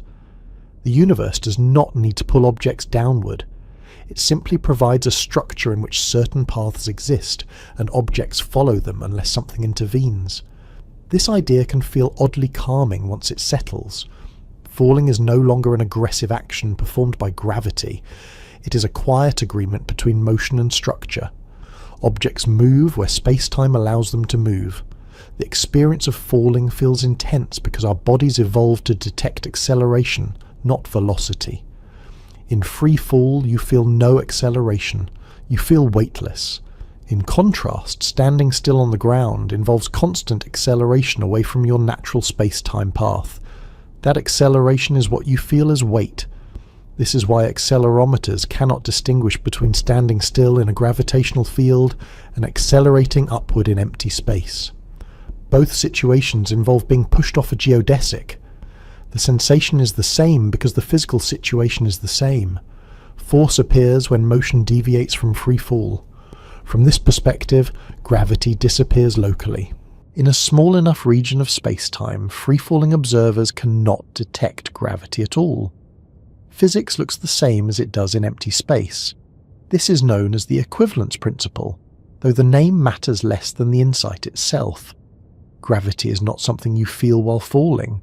It is something you infer from how paths converge or diverge over larger distances. This explains why gravity cannot be eliminated by shielding or insulation. You cannot block space-time geometry. You can only change how you move within it. You can prevent falling by standing on a surface, but that involves introducing forces that act against the geometry, not removing the geometry itself. It also explains why gravitational effects can be transformed away locally but not globally. In a freely falling elevator, everything appears weightless. Over larger distances, tidal effects emerge. Paths that start parallel converge or diverge. These differences reveal curvature. They cannot be removed by changing frames of reference. Tidal effects are where gravity's geometric nature becomes unmistakable. Two objects falling side by side may drift closer together or farther apart, not because a force pulls them together or pushes them apart, but because the space-time paths they follow are not parallel. The geometry itself is changing. These effects are gentle near Earth, but they become extreme near very massive or compact objects. Near a black hole, space-time curvature becomes so strong that paths converge dramatically. Objects fall in ways that defy everyday intuition, not because gravity becomes more forceful, but because geometry becomes more extreme. Understanding falling as free motion also reshapes how we think about effort. Effort is not required to fall. Effort is required to avoid falling. Flying, standing, hovering, All require continuous force to resist natural space-time paths. Falling requires nothing at all. This reversal often feels counterintuitive until you notice how well it matches experience. When you jump or fall, there is a brief moment of calm before impact. That calm is free fall. When you land, the force returns abruptly. That is resistance. Even sitting in a chair involves constant force. The chair pushes you upward, preventing you from falling through the floor. Your muscles adjust to maintain posture. Weight is not something gravity gives you. It is something surfaces impose. This insight also clarifies why gravitational time dilation occurs. Clocks closer to massive objects tick more slowly because the geometry of space-time is different there. A clock at rest on the surface of Earth is not freely falling. It is held off its natural path. A clock in orbit follows a different path. The difference in accumulated time reflects the geometry of those paths, not a force acting on the clock. From here, gravity becomes less mysterious and more structural. It is not an interaction layered on top of motion. It is part of the framework that defines motion in the first place. This does not make gravity any less real. Geometry is not an abstraction in this context. It has measurable effects. It determines how clocks tick, how light travels, how objects fall. It shapes the universe at every scale. Yet there is something quietly elegant about this view. Falling is no longer violent or aggressive. It is simply what happens when an object is allowed to move without interference. The universe does not need to push. It only needs to exist in a particular way. It naturally leads to further questions. If falling is just following space-time geometry, then what do these paths look like in detail? How do they curve? How does space-time decide which paths are available and which are not? Once gravity is understood as geometry and falling is understood as motion without force, the idea of curved paths stops feeling exotic and starts feeling inevitable. Motion is no longer something imposed on objects from the outside. It is something that unfolds from the structure of space-time itself. Paths curve not because objects are steered, pushed or redirected, but because the universe they move through is not rigid. It is flexible. And in a flexible universe, the straightest possible route is not always what intuition expects. In everyday experience, a straight path is easy to recognize. It is what a ruler draws. It is what a laser pointer traces across a wall. It is what a car follows on a flat, straight road. These intuitions are built in environments where curvature is negligible and space behaves almost perfectly flat. Under those conditions, geometry hides itself. Straight lines look straight because the space they inhabit barely bends. Space-time changes that picture without fanfare. It does not abolish straight paths, it redefines them. In a curved geometry, the straightest possible path between 2 points is called a geodesic. This word does not mean shortest in the everyday sense, it means unforced. A geodesic is the path an object follows when nothing is acting on it. No engines firing, no surfaces pushing, no forces steering, just motion responding to structure. On a flat surface, geodesics look like straight lines. On a curved surface, they do not. If you have ever looked at flight paths on a globe, you have already seen this effect.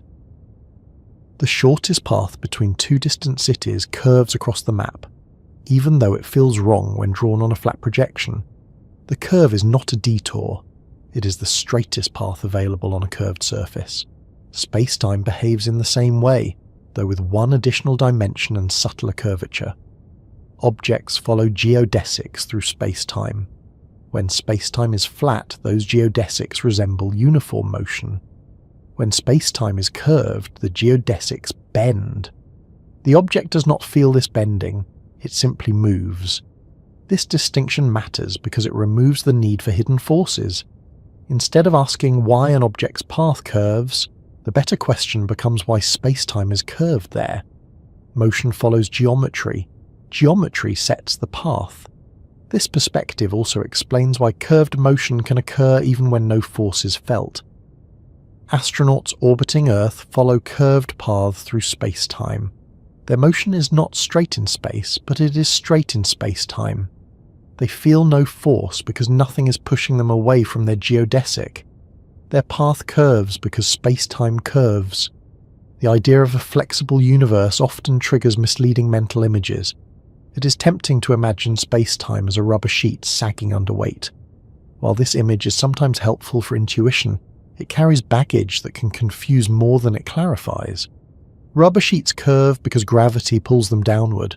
Space-time curvature does not rely on an external directional force. It is intrinsic. The geometry curves within itself. A more reliable way to think about flexibility is in terms of relationships. Distances and durations do not behave the same way everywhere.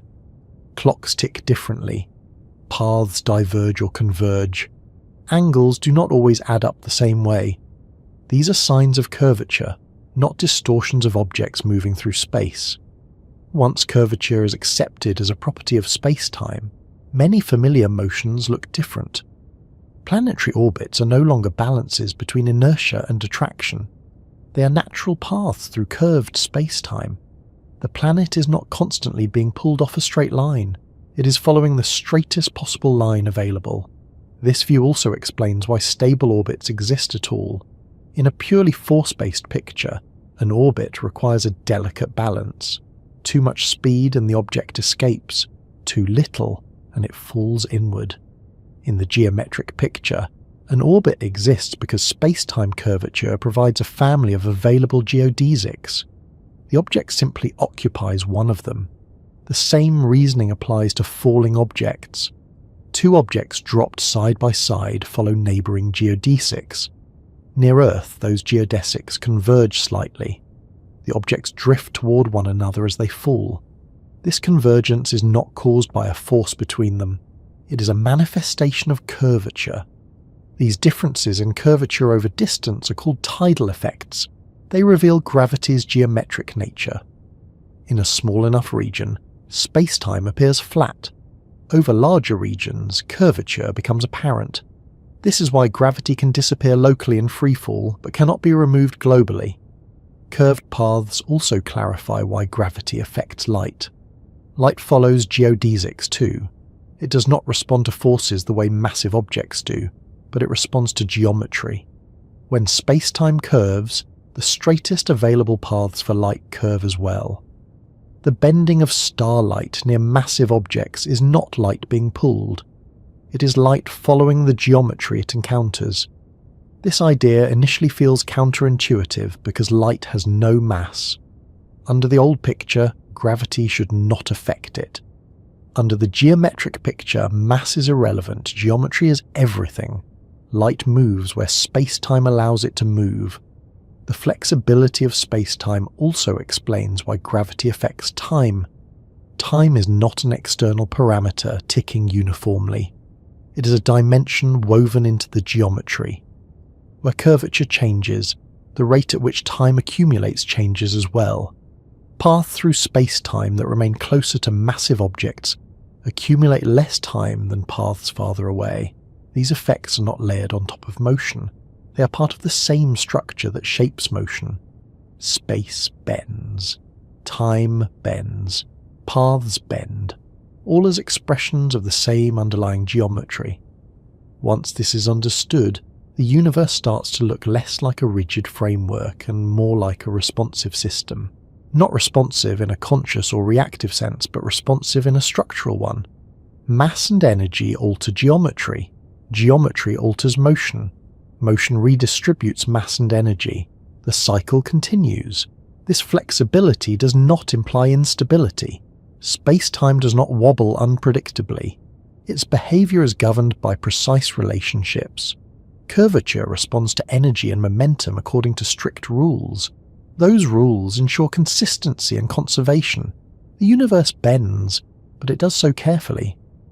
The idea of curved paths also reshapes how we think about straightness itself. Straight is no longer an absolute visual property. It is a property of motion without force. If an object is not being pushed or pulled, its path is straight, even if it curves through space. This definition can feel abstract until you notice how often we already use it implicitly. When a spacecraft shuts off its engines and coasts, we say it is moving straight, even though its path may curve around a planet. We recognize that its motion is unforced. Space-time formalizes this intuition. Curvature also clarifies why extreme environments behave so strangely. Near very massive objects, space-time curvature becomes intense. Paths that would normally diverge may converge sharply. Some geodesics may loop inward, others may terminate. These behaviors are not special cases layered on top of ordinary physics. They are the same rules applied under extreme conditions. This continuity matters. It means there is no separate set of laws for strong gravity and weak gravity. There is only geometry behaving more or less dramatically. The same principles govern falling apples and orbiting stars. Understanding curved paths also helps explain why gravity cannot be switched off. You cannot turn off geometry. You can change how you move through it, but you cannot eliminate it. Space-time curvature persists as long as mass and energy exist. This view also dissolves the idea that motion requires explanation, while rest does not. In space-time, both are just paths. A stationary object follows a path that is aligned with the time direction. A moving object follows a tilted path. Both are equally natural. Once paths are understood geometrically, questions about acceleration take on new meaning. Acceleration is not just a change in speed. It is a deviation from a geodesic. When something accelerates, it is being forced away from its natural space-time path. This explains why acceleration feels different from uniform motion. You feel acceleration because your body is being pushed off a geodesic. You do not feel constant velocity because it corresponds to unforced motion. Standing on the ground involves continuous acceleration away from free fall. That is why you feel weight. Orbiting involves no such acceleration. That is why it feels weightless. The flexibility of space-time thus unifies many experiences that once seemed unrelated. Falling, orbiting, bending light, slowing clocks, all become expressions of curved paths through a single structure. This structure is not static. Changes in mass and energy alter curvature, and those changes propagate outward. Space-time can carry disturbances. These disturbances travel as waves, reshaping paths as they pass. Even the geometry itself can move. Once space-time is allowed to be flexible, it becomes impossible to think of the universe as a frozen grid. It is an evolving geometry, shaped by what exists within it. This does not mean the universe is unpredictable. On the contrary, the geometry follows precise equations. The flexibility is lawful, not chaotic. Curvature responds in specific ways to specific causes. Black holes tend to arrive in conversations with a sense of drama already attached to them. They are spoken of as cosmic traps, places where things disappear, regions of space that swallow light and time alike. While there is truth behind those descriptions, they often make black holes sound more exotic than they need to be. In reality, black holes are not separate from the rest of space-time. They are what happens when the same geometric rules we have been following are pushed to an extreme without changing their nature. To understand black holes calmly, it helps to begin with something familiar and scale up gradually. Gravity near Earth is weak. Space-time curvature is gentle. Paths bend slightly. Clocks tick at slightly different rates depending on altitude. These effects exist, but they are small. As mass becomes more concentrated, curvature increases. Paths bend more strongly. Time behaves differently in more noticeable ways. A black hole represents the point at which this process becomes so intense that certain paths through space-time no longer lead back out. Nothing about this requires imagining a hole in space in the everyday sense. There is no empty cavity or tunnel waiting to suck things in. A black hole is a region of space-time where curvature has become so strong that the usual distinctions between directions break down. the geometry becomes so steep that all future directed paths point inward. This is where the idea of a horizon enters the picture. A horizon is not a physical surface. It is not made of matter. You cannot touch it or feel it pass beneath your feet. A horizon is a boundary defined by motion and causality. It marks the edge of what can influence distant observers. Inside this boundary, signals can no longer escape. Outside it, they still can. The most familiar kind of horizon in daily life is not cosmic at all. When you stand on a flat plane, there is a horizon beyond which you cannot see, not because the land ends, but because the surface curves away from your line of sight. The horizon marks a limit of observation, not a physical wall. Black hole horizons work in a similar way, though the cause is space-time curvature rather than planetary shape. As an object approaches a black hole, something curious happens from the perspective of a distant observer. The object appears to slow down. Its motion becomes increasingly drawn out. Light signals emitted from the object take longer and longer to reach the observer. The object never quite seems to cross the horizon. Instead, it fades, redshifts, and appears to freeze in place. This appearance is not an illusion. It is a real consequence of how time behaves near strong curvature. Time for the object slows relative to the distant observer. The closer it gets to the horizon, the more pronounced the slowing becomes. From the distant perspective, the horizon represents a place where time effectively stops. From the object's own perspective, however, something very different happens. Locally, nothing special occurs at the horizon. The object continues moving, following its natural space-time path. Its clock ticks normally. There is no sudden change, no jolt, no barrier encountered at the horizon itself. The crossing happens in a finite amount of proper time. This difference in perspective is not a contradiction. It is another example of how space-time allows different observers to experience the same structure in different ways. The horizon is not something the falling object interacts with directly. It is a feature of how space-time is divided by observers who remain outside. This duality often feels unsettling because it challenges the idea that there must be a single correct description of events. In space-time, multiple descriptions can be correct simultaneously, each tied to a specific path through the structure. The slowing of time near a black hole is not confined to horizons alone. Any strong gravitational field produces time dilation. Clocks deeper in a gravitational well tick more slowly relative to clocks farther away. Near a black hole, this effect becomes extreme. This slowing is not a mechanical effect on clocks. It is not that gravity interferes with gears or electronics. Atomic clocks, biological clocks, and hypothetical perfect clocks all behave the same way. Time itself is distributed unevenly across curved space-time. Paths that remain closer to the mass accumulate less time than paths that stay farther away. This uneven distribution of time has observable consequences. Signals climbing out of a gravitational well lose energy. Their frequencies decrease. Light shifts toward the red end of the spectrum. This gravitational redshift is not light getting tired. It is a reflection of time behaving differently at different locations.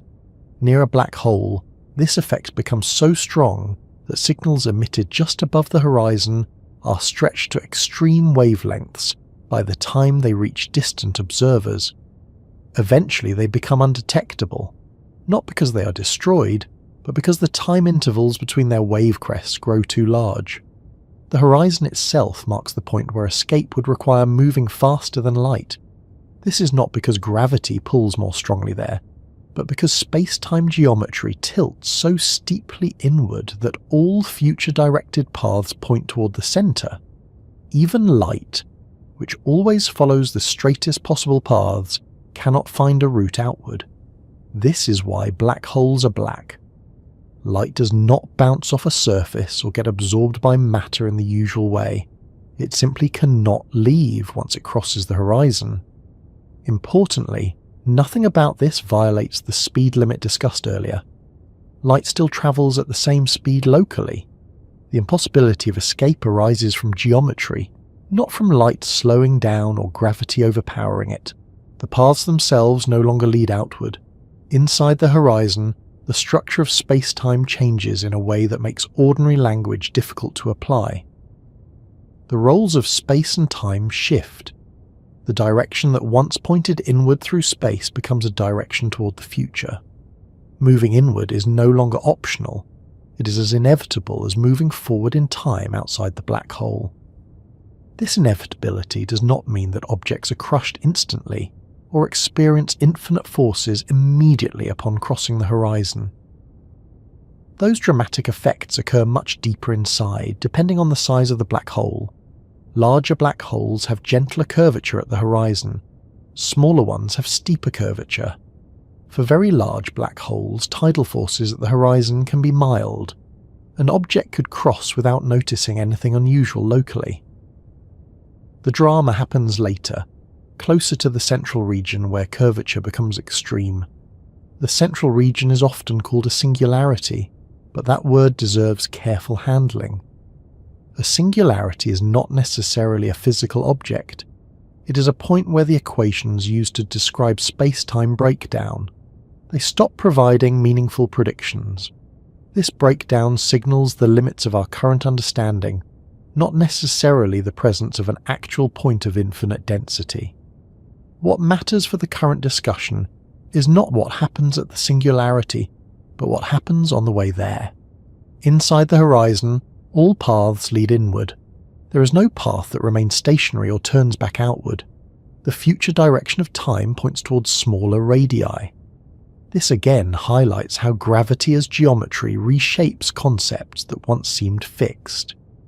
Inside a black hole, falling inward is not motion through space in the usual sense.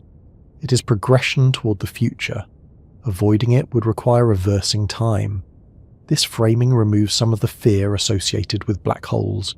They are not cosmic vacuum cleaners roaming the universe. Their influence falls off with distance just like any other mass. Far away, they behave like ordinary objects of comparable mass. Only near the horizon do their extreme properties become apparent.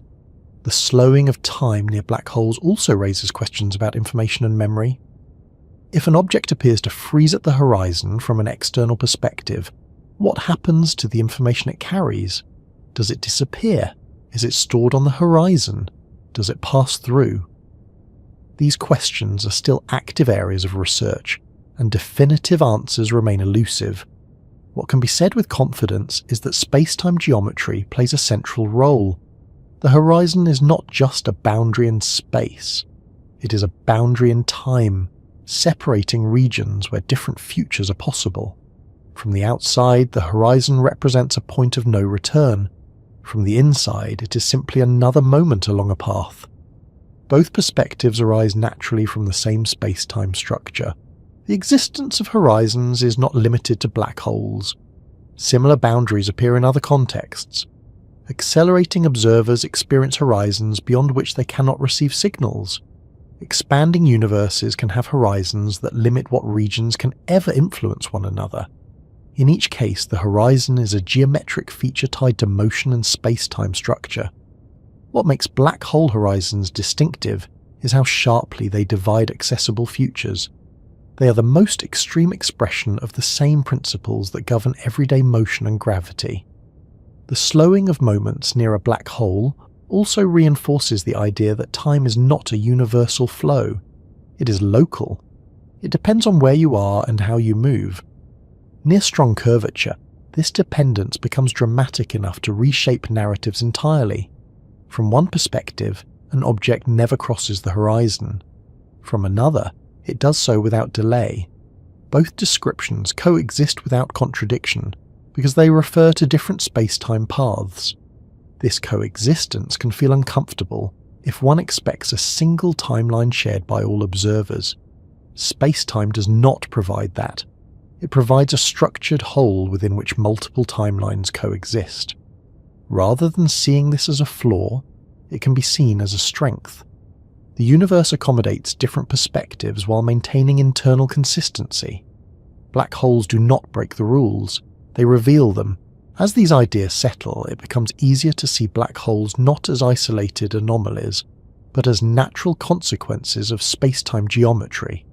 They are not exceptions, they are endpoints.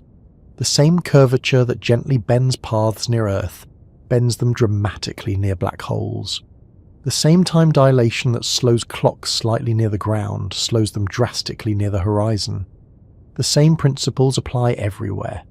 This continuity matters because it allows understanding to build gradually. There is no need to leap to extremes without grounding. Black holes are space-time behaving exactly as it always does, only more so.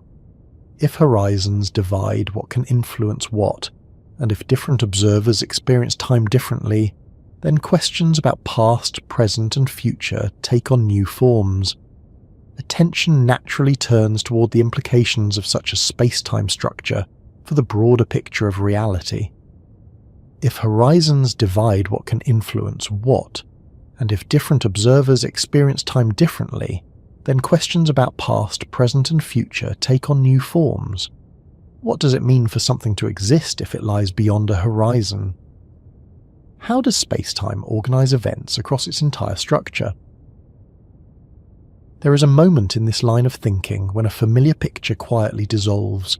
It does not collapse or shatter, it simply loses its authority. The picture is the idea that the universe is constantly being created moment by moment, that the past has vanished, the future does not yet exist, and only the present is real. This way of thinking feels so natural that it often goes unquestioned. We live in the now, we remember what was, we anticipate what will be. It feels obvious that reality itself must work the same way. Space-time suggests otherwise. Once space and time are treated as a unified structure, once motion reshapes simultaneity and gravity reshapes time itself, the idea of a single moving present becomes difficult to maintain. The universe no longer looks like a film being played frame by frame.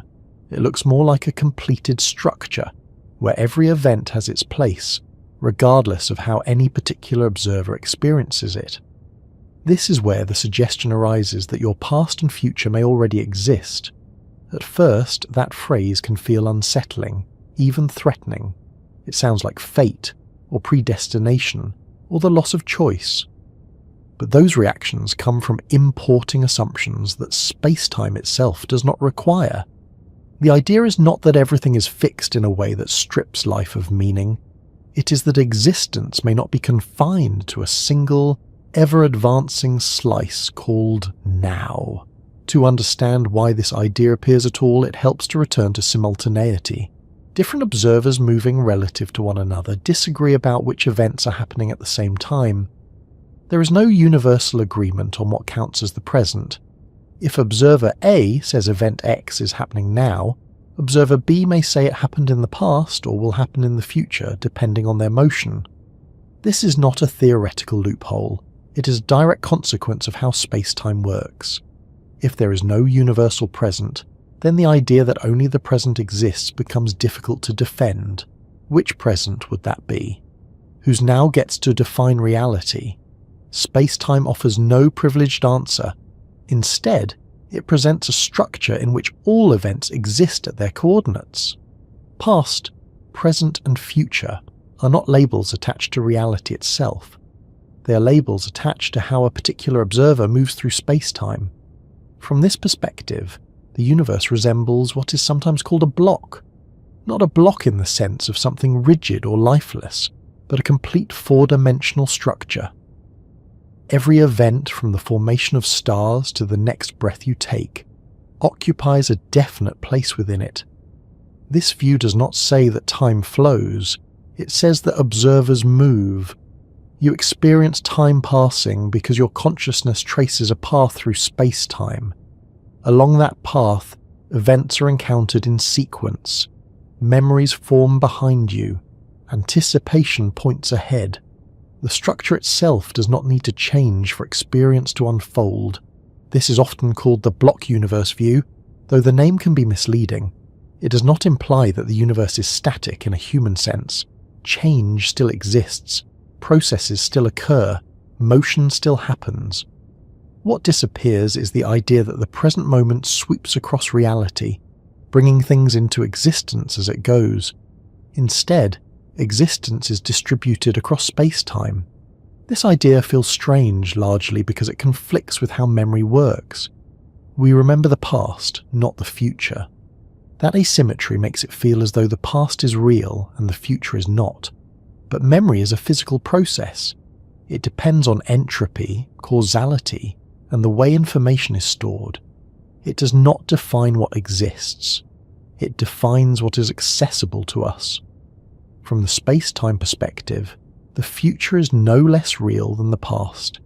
It is simply not yet accessible along your path. Just as a distant location exists even if you have not been there, a future event can exist even if you have not experienced it.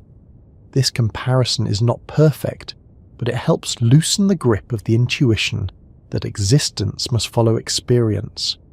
Another way to approach this is to consider how different observers slice space-time. One observer's present includes events that another observer considers future. If both observers are valid, then those future events must already exist in some sense. Otherwise, one observer would be referring to something that is not there. Spacetime resolves this by treating all events equally. Existence does not depend on being present to someone. It depends on being part of the structure. This does not mean that everything is determined in the way people often fear. Determinism and the block universe are related but not identical. Even in a space-time where all events exist, the internal rules governing those events can include probabilities, indeterminacy, and branching outcomes. The structure can accommodate uncertainty. What changes is not the presence of choice, but the interpretation of time. Choices still occur, decisions are still made, they are simply events within space-time, not acts that conjure new reality out of nothing.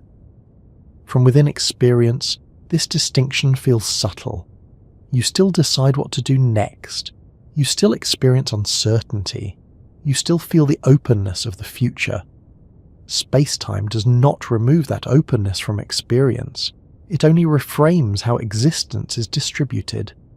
The discomfort many people feel around this idea often comes from imagining that the future being real means it is already known or fixed.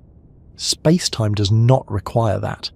It only requires that events, once they occur, occupy places in the structure. Whether those events are determined or probabilistic depends on deeper physical laws, not on the existence of space-time itself. Quantum mechanics, for example, introduces genuine uncertainty at fundamental levels. Some interpretations suggest branching futures rather than single outcomes. Space-time can accommodate those possibilities as well. The structure does not demand a single predetermined script. What space-time does undermine is the idea that the present moment has special ontological status. It is special to us, subjectively. It is where consciousness is focused.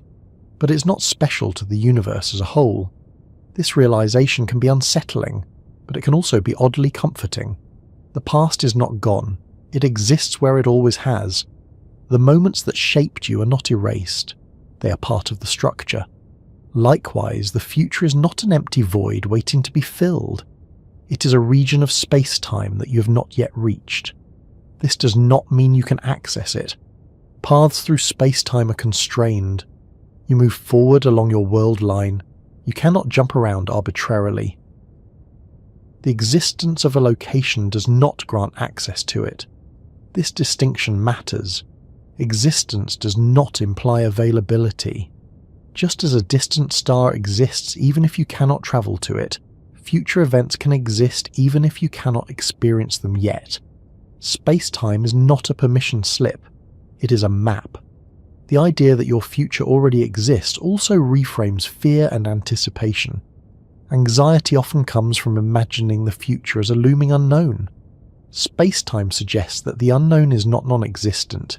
It is simply not encountered yet. That does not make it safer or easier, but it changes the framing. Similarly, regret often treats the past as something lost. Space-time suggests that the past is not destroyed. It is simply behind you along your path.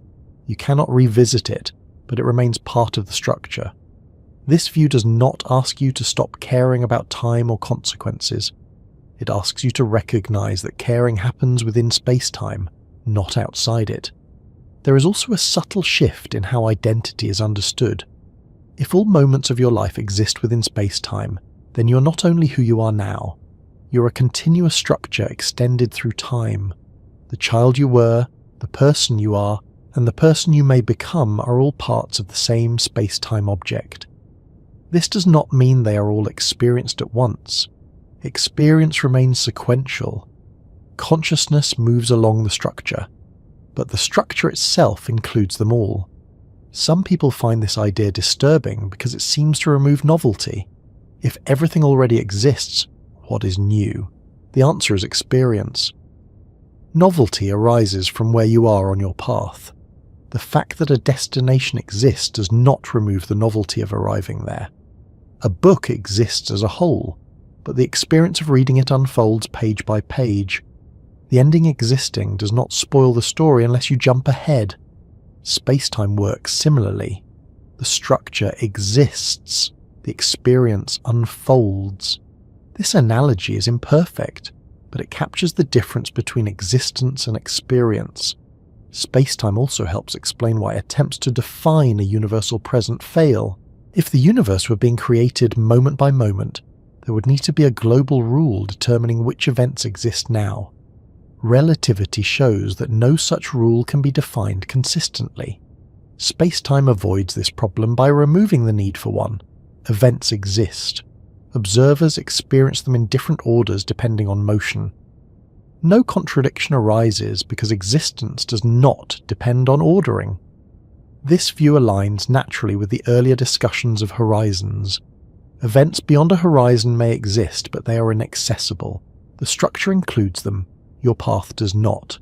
It also aligns with the slowing of time near massive objects. Different paths accumulate different amounts of time. The idea of a universal clock becomes unnecessary. Existence does not need synchronization. At this point, it becomes clear that space-time is not just a technical framework for physics. It carries philosophical weight. It changes how concepts like past, future, and becoming are understood. Yet it does not dictate how you must feel about those concepts. You can acknowledge the structure while still living moment by moment. You can accept that the future may exist while still experiencing uncertainty and choice. Space-time does not flatten experience. It contextualizes it. The suggestion that your past and future may already exist is not a claim about destiny. It is a claim about structure. It says that reality is not constantly erasing itself behind you or conjuring itself ahead of you. It says that reality is laid out in a way that accommodates multiple perspectives without privileging any single one. This idea also helps reconcile the strange coexistence of change and permanence. Things change along your path. The structure remains, processes unfold, the framework endures. From here, it becomes natural to ask an even deeper question. If space-time contains all events, is space-time itself fundamental? Or is it something that emerges from deeper relationships? Is space-time the final layer? Or is it a convenient description of something more basic? Living inside a four-dimensional story does not feel four-dimensional. It feels linear, immediate, and personal. You wake up, you move through the day, you remember earlier moments and anticipate later ones. Experience arrives one piece at a time, never all at once. This is so familiar that it feels like the structure of reality itself rather than a feature of how consciousness moves through it. And yet, when space-time is taken seriously, it becomes clear that what we experience is not the whole story, but a very particular way of moving through one. In a four-dimensional view, you are not a point that exists only now. You are an extended structure, stretched across time as well as space. Just as your body has length, width, and height, it also has duration. Your life is not something that flickers into existence moment by moment and then disappears behind you. It is a continuous shape laid out through space-time, with each moment occupying its own location. This idea often sounds abstract until it is framed in familiar terms. Think about a road seen from above. From the perspective of someone walking on it, the road reveals itself step by step. Turns appear gradually. Hills rise unexpectedly. The future path is unknown. But from a higher vantage point, the road exists all at once. Every curve, every intersection, every destination is already there. The walker's experience is sequential, but the road's existence is not. Spacetime suggests that lives work in a similar way. From within experience, moments arrive one after another. From the perspective of the structure, they all exist as parts of a single extended whole. This does not mean that experience is fake or unimportant. On the contrary, experience is how the four-dimensional structure is lived. Without experience, the structure would be empty of meaning. The story exists because it is read, even if the pages already exist. Calling it a story is useful, but it needs to be handled carefully. Stories usually imply authors, intentions, and endings. Spacetime does not require any of those. What matters is sequence. Events are ordered along paths. Causes lead to effects. Memories accumulate. Expectations form. The narrative emerges from how paths are traced, not from a script imposed from outside. In this sense, you're not reading your life from the outside. You're inside it, moving along its length. The four-dimensional view also clarifies why identity feels stable despite constant change. At any given moment, you feel like the same person you were moments ago, even though your cells, thoughts, and surroundings are constantly shifting. Space-time accommodates this by treating identity as something extended. You're not defined by a single moment, but by a continuous path through many moments. This path is sometimes called a world line.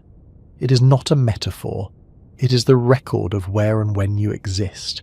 Every experience you have ever had lies somewhere along it. The continuity you feel is the continuity of that path. Importantly, this does not mean that all moments are experienced simultaneously. Consciousness does not jump around freely. It progresses along the path, one moment at a time. The four-dimensional structure does not flatten experience into a static block of awareness. It provides the scaffold along which awareness moves. This distinction helps resolve a common misunderstanding. When people hear that past and future may already exist, they imagine being trapped inside a frozen structure, unable to change anything. That image confuses existence with experience. Even if events exist within space-time, experience still unfolds sequentially. Decisions are still made, actions still occur, consequences still follow. From within the story, nothing feels predetermined in the way that matters psychologically. Uncertainty remains, choice remains. The openness of the future is preserved at the level of experience. What changes is not how you live, but how existence is understood. Living inside a four-dimensional story also reframes how memory works. Memory does not reach backward into nothingness. It connects present experience to earlier locations along your world line.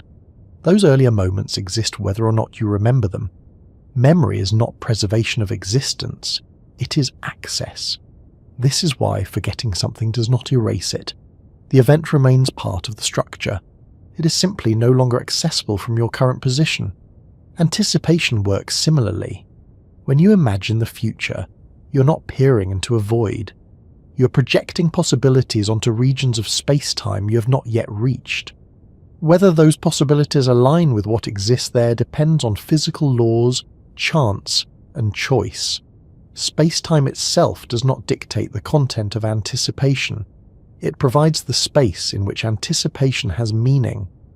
This view also changes how regret and nostalgia are framed. Regret often treats the past as something lost and unreachable, while nostalgia treats it as something distant and fragile. In space-time, the past is neither. It is simply elsewhere along your path. You cannot return to it, not because it no longer exists, but because your path does not loop back. That does not make regret meaningless. It gives it context. Regret arises because you are aware of the structure of your story and how different paths could have existed. Spacetime does not remove that awareness, it grounds it. The four-dimensional view also clarifies why aging feels the way it does. Aging is not something that happens to a static self. It is the experience of moving along a world line. Each moment adds length to that path. From within, it feels like time passing. From the outside, it looks like extension. This does not diminish the emotional reality of aging, it reframes it. You're not being carried away by time, you're inhabiting more of yourself. Another subtle shift comes in how beginnings and endings are understood. In everyday thinking, beginnings feel like points where things come into existence, and endings feel like points where they vanish. In space-time, beginnings and endings are boundaries of paths. They are locations where world lines start or stop. They do not require creation or destruction in a deeper sense. They mark where structure exists and where it does not. This perspective can soften fear around endings without denying their significance. An ending is still an ending. Experience stops there, but what has existed does not unravel. It remains part of the structure. Living inside a four-dimensional story also affects how we think about other people. Each person is not just a moving point in the present, but an extended structure with their own path. Interactions occur where paths intersect.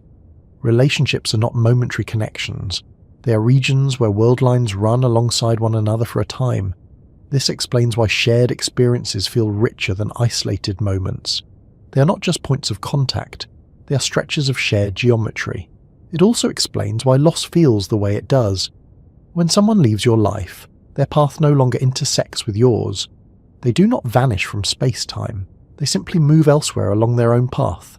The intersection ends, the shared region closes. This does not make loss easier. It makes it more intelligible. The four-dimensional view also highlights the difference between description and experience. Physics describes structure. Experience inhabits it. Confusion often arises when one is mistaken for the other. Physics does not tell you how to feel about your story. It tells you how the story is arranged.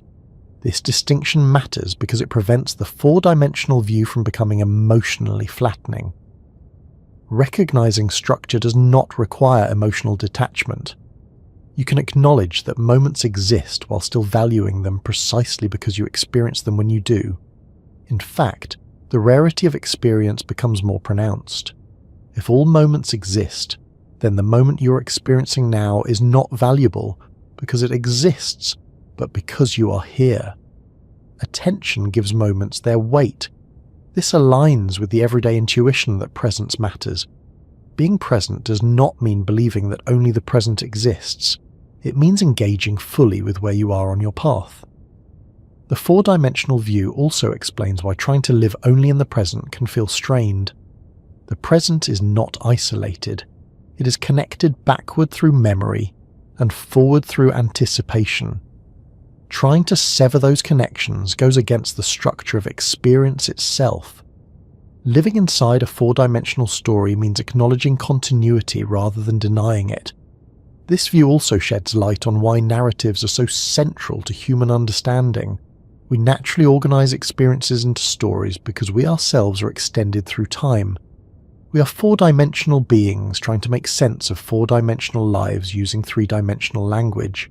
Stories compress structure into sequence. They allow us to hold extended paths in mind without needing to see everything at once. Physics, in a sense, does the opposite. It expands sequence into structure.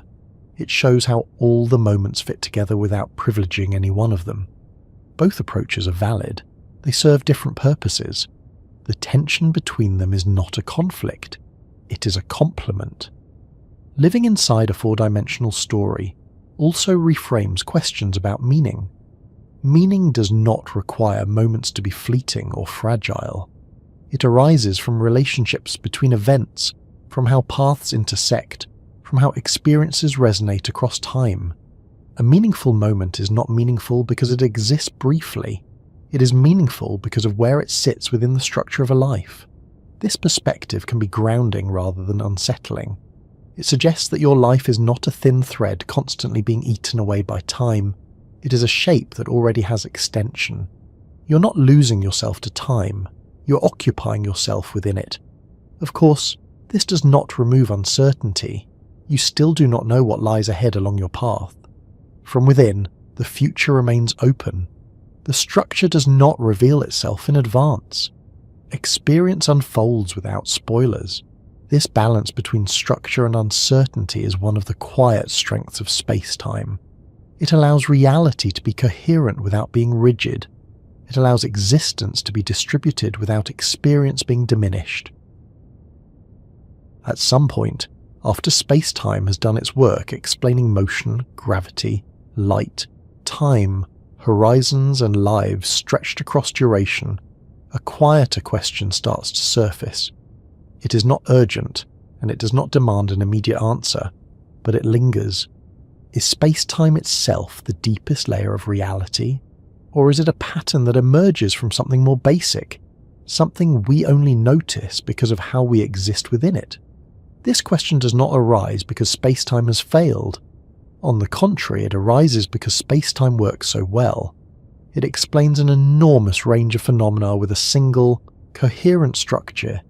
It unifies space and time, replaces forces with geometry, preserves causality, and accommodates multiple perspectives without contradiction. When a framework is this successful, it becomes natural to ask whether it is the foundation or a very good description of something deeper. For most of physics history, space and time were treated as fundamental without hesitation. They were assumed to be the stage on which everything else happened.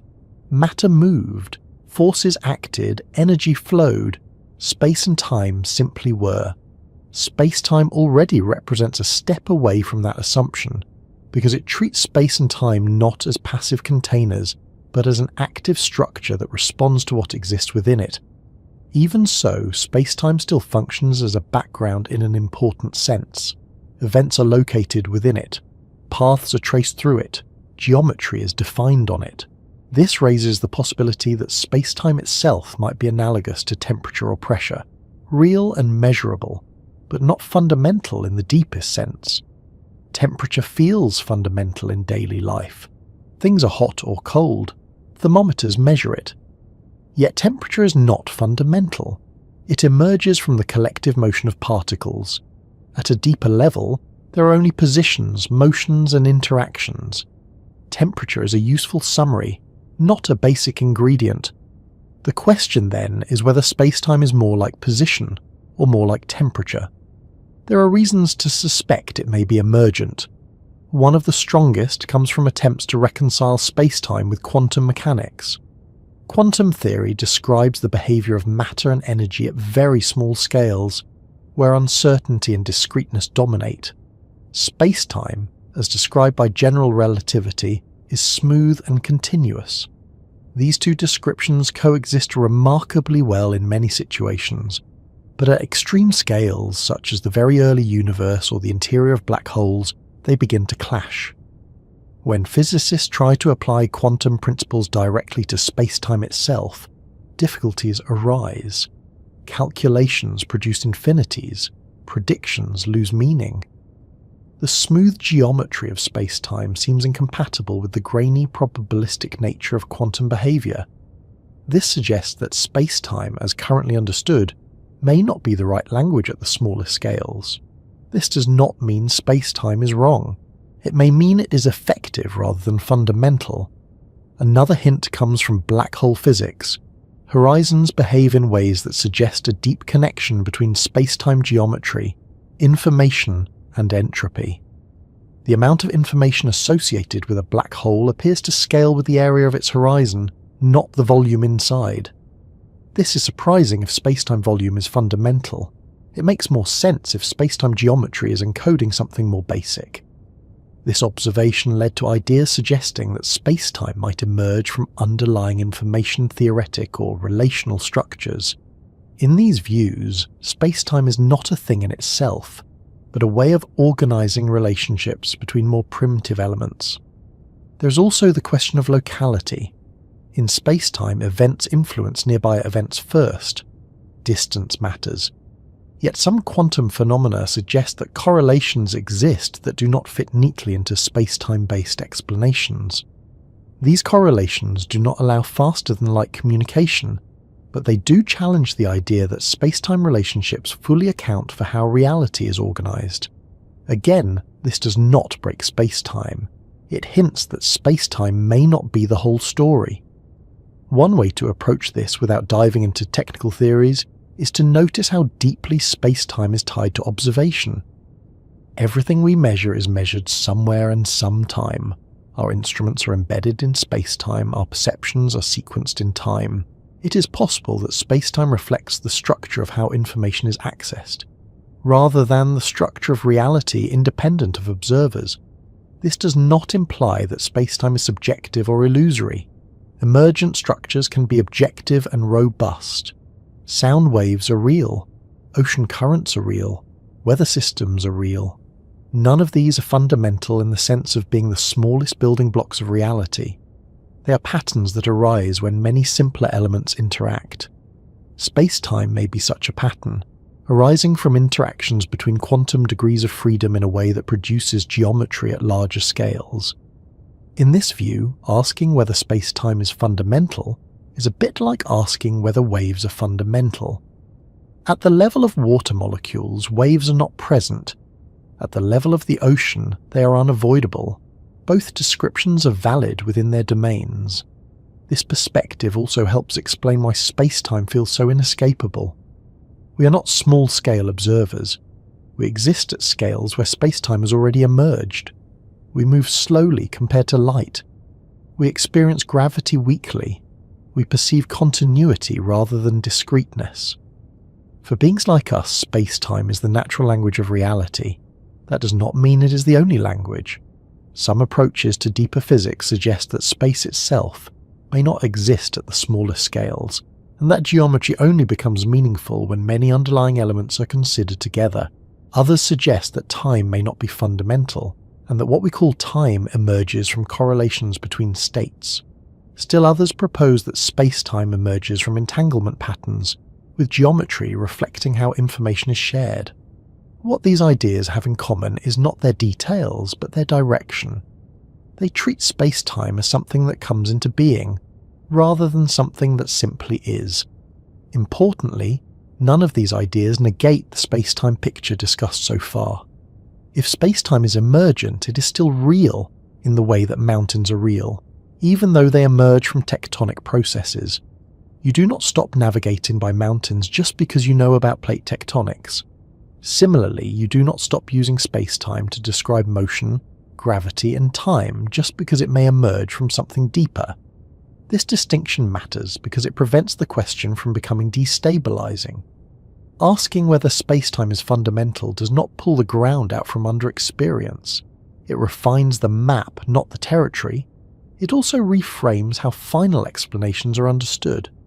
Physics does not end with spacetime any more than it ended with classical mechanics or electromagnetism.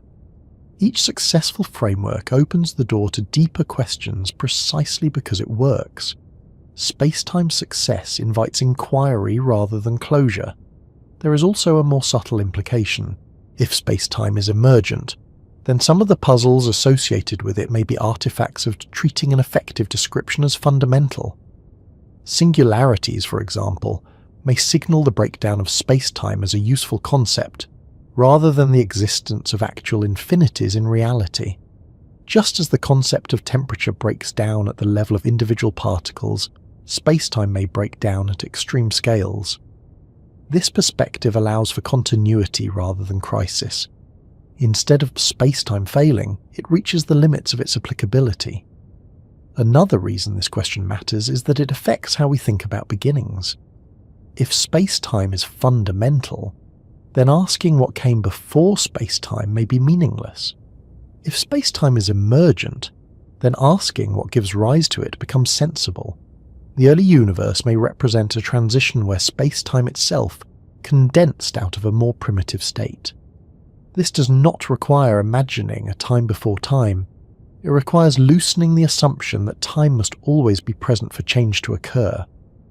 At deeper levels, change may be defined differently.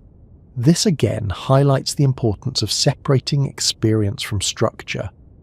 Our experience of time flowing does not require time to be fundamental. It requires ordered change along a path. That ordering can emerge from relationships without invoking a universal clock. The question of whether spacetime is fundamental also touches on meaning in a quiet way. If spacetime is emergent, then the structure we inhabit is not arbitrary. It arises because it supports stable processes, causality, memory, and experience. Spacetime may be the shape reality takes when it is capable of hosting observers like us. This does not make spacetime anthropocentric. It makes it compatible with observation. From this angle, spacetime is not just what exists, but what can exist stably at macroscopic scales. It is the geometry of persistence. That idea can feel grounding rather than unsettling. It suggests that the structure we experience is not fragile or illusory. It is robust precisely because it emerges reliably from deeper rules. At the same time, it preserves humility. Our most powerful descriptions may still be approximations. There may always be deeper layers. What remains unchanged, regardless of whether spacetime is fundamental or emergent, is how it functions for us. Motion still follows geometry. Gravity still shapes paths. Time still behaves locally. Horizons still divide access. Experience still unfolds sequentially. The universe does not pause while we debate its foundations. This balance between certainty and openness is characteristic of good scientific frameworks. They provide solid ground for understanding while leaving room for revision. Spacetime does exactly that. It gives us a way to understand why distance and duration behave as they do, why gravity feels the way it does, why light sets limits, why simultaneity fractures, and why lives stretch across time. Whether it is the final layer or not, it is a remarkably effective one. After moving through ideas this large, it helps to let attention drift back towards something smaller and closer, not because the ideas are finished or resolved, but because they do not need to be held tightly all at once. Spacetime does not ask for constant focus. It holds whether you think about it or not. And so there is no pressure now to keep tracing structures or following arguments forward. Instead, this is a good moment to notice where you are again, not as a point on a diagram, but as a person listening, breathing, and gradually settling. You are still inside the same space-time that has been quietly shaping everything discussed so far. Nothing has changed about it because of this conversation. Distances still relate to durations. Motion still redistributes time, gravity still curves paths, horizons still define what can reach what, your own world line still continues forward in the same calm, steady way it always has. What may have shifted slightly is not the structure itself, but how noticeable it feels. Earlier, attention was directed outward, toward ideas that stretch across galaxies, lifetimes, and theories. Now it can return inward, without contradiction. Spacetime does not demand that you remain zoomed out. It is just as present at the scale of a quiet room as it is at the scale of black holes. The same geometry applies whether you're thinking about cosmic horizons or the weight of a blanket resting on your body. So take a moment to notice your position again, not by naming coordinates or times, but by sensing contact, the surface supporting you, the temperature of the air, the rhythm of your breathing. These are not distractions from the topic, they are expressions of it. Every sensation occurs somewhere and sometime. Each one is an event, quietly embedded in the same structure that governs stars and clocks. If the earlier ideas felt expansive or unsettling, that reaction makes sense. They loosen assumptions that are usually left untouched. They suggest that the present is not universal, that time does not flow the same way everywhere, that the future may exist without being experienced yet. Those suggestions do not need to be resolved emotionally. They do not require acceptance or rejection. They can simply be allowed to rest in the background, like knowledge you do not need to actively use. Understanding space-time does not require constantly thinking about it. In fact, most of the time, it is better not to. Life unfolds locally. Attention works best when it is narrow and grounded. Space-time accommodates that. It does not insist on cosmic awareness. The present moment, even without special status in the universe, still has practical and experiential weight. It is where your senses operate. It is where choices are made. It is where rest happens. That remains true regardless of how existence is distributed across time. Earlier, the idea appeared that your life is extended through space-time, not confined to now. That idea does not ask you to abandon the now. It simply asks you not to mistake it for the whole of reality. There is a difference between importance and exclusivity. The present is important because you are here. It is not important because it is the only thing that exists. Recognizing that difference can sometimes make the present feel lighter rather than heavier. There is less pressure for it to be everything. It does not need to justify itself by being fleeting or rare. It is enough that it is experienced. As you rest here, there is no requirement to think ahead or behind. Memory and anticipation will do what they do naturally.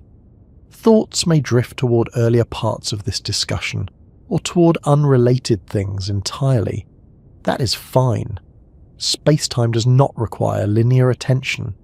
Your mind does not need to trace the whole structure again. In fact, letting thoughts wander is one of the most natural things a mind can do. Wandering is not failure. It is movement. It is the mind following its own gentle geodesics through associations, impressions, and sensations. If an image from earlier returns, perhaps of curved paths or slowing clocks or horizons, it does not need to be examined again. It can simply pass through. Those ideas are not fragile, they do not need guarding. What remains steady beneath all of this is the quiet fact that you are here now, in this local slice of experience, with no requirement to understand anything further in order to rest. Space-time, for all its strangeness, does not disrupt rest. If anything, it makes rest more intelligible. There is no cosmic urgency built into the structure, no universal clock demanding progress, no global present insisting on productivity. Time passes locally, at rates shaped by motion and gravity, not by expectation. Even the flow you experience now, the sense of moments continuing one after another, does not require effort. You are not pushing time forward. You're moving along your path naturally. Nothing needs to be added to that. The idea that time may not flow universally does not stop it from feeling like it flows here.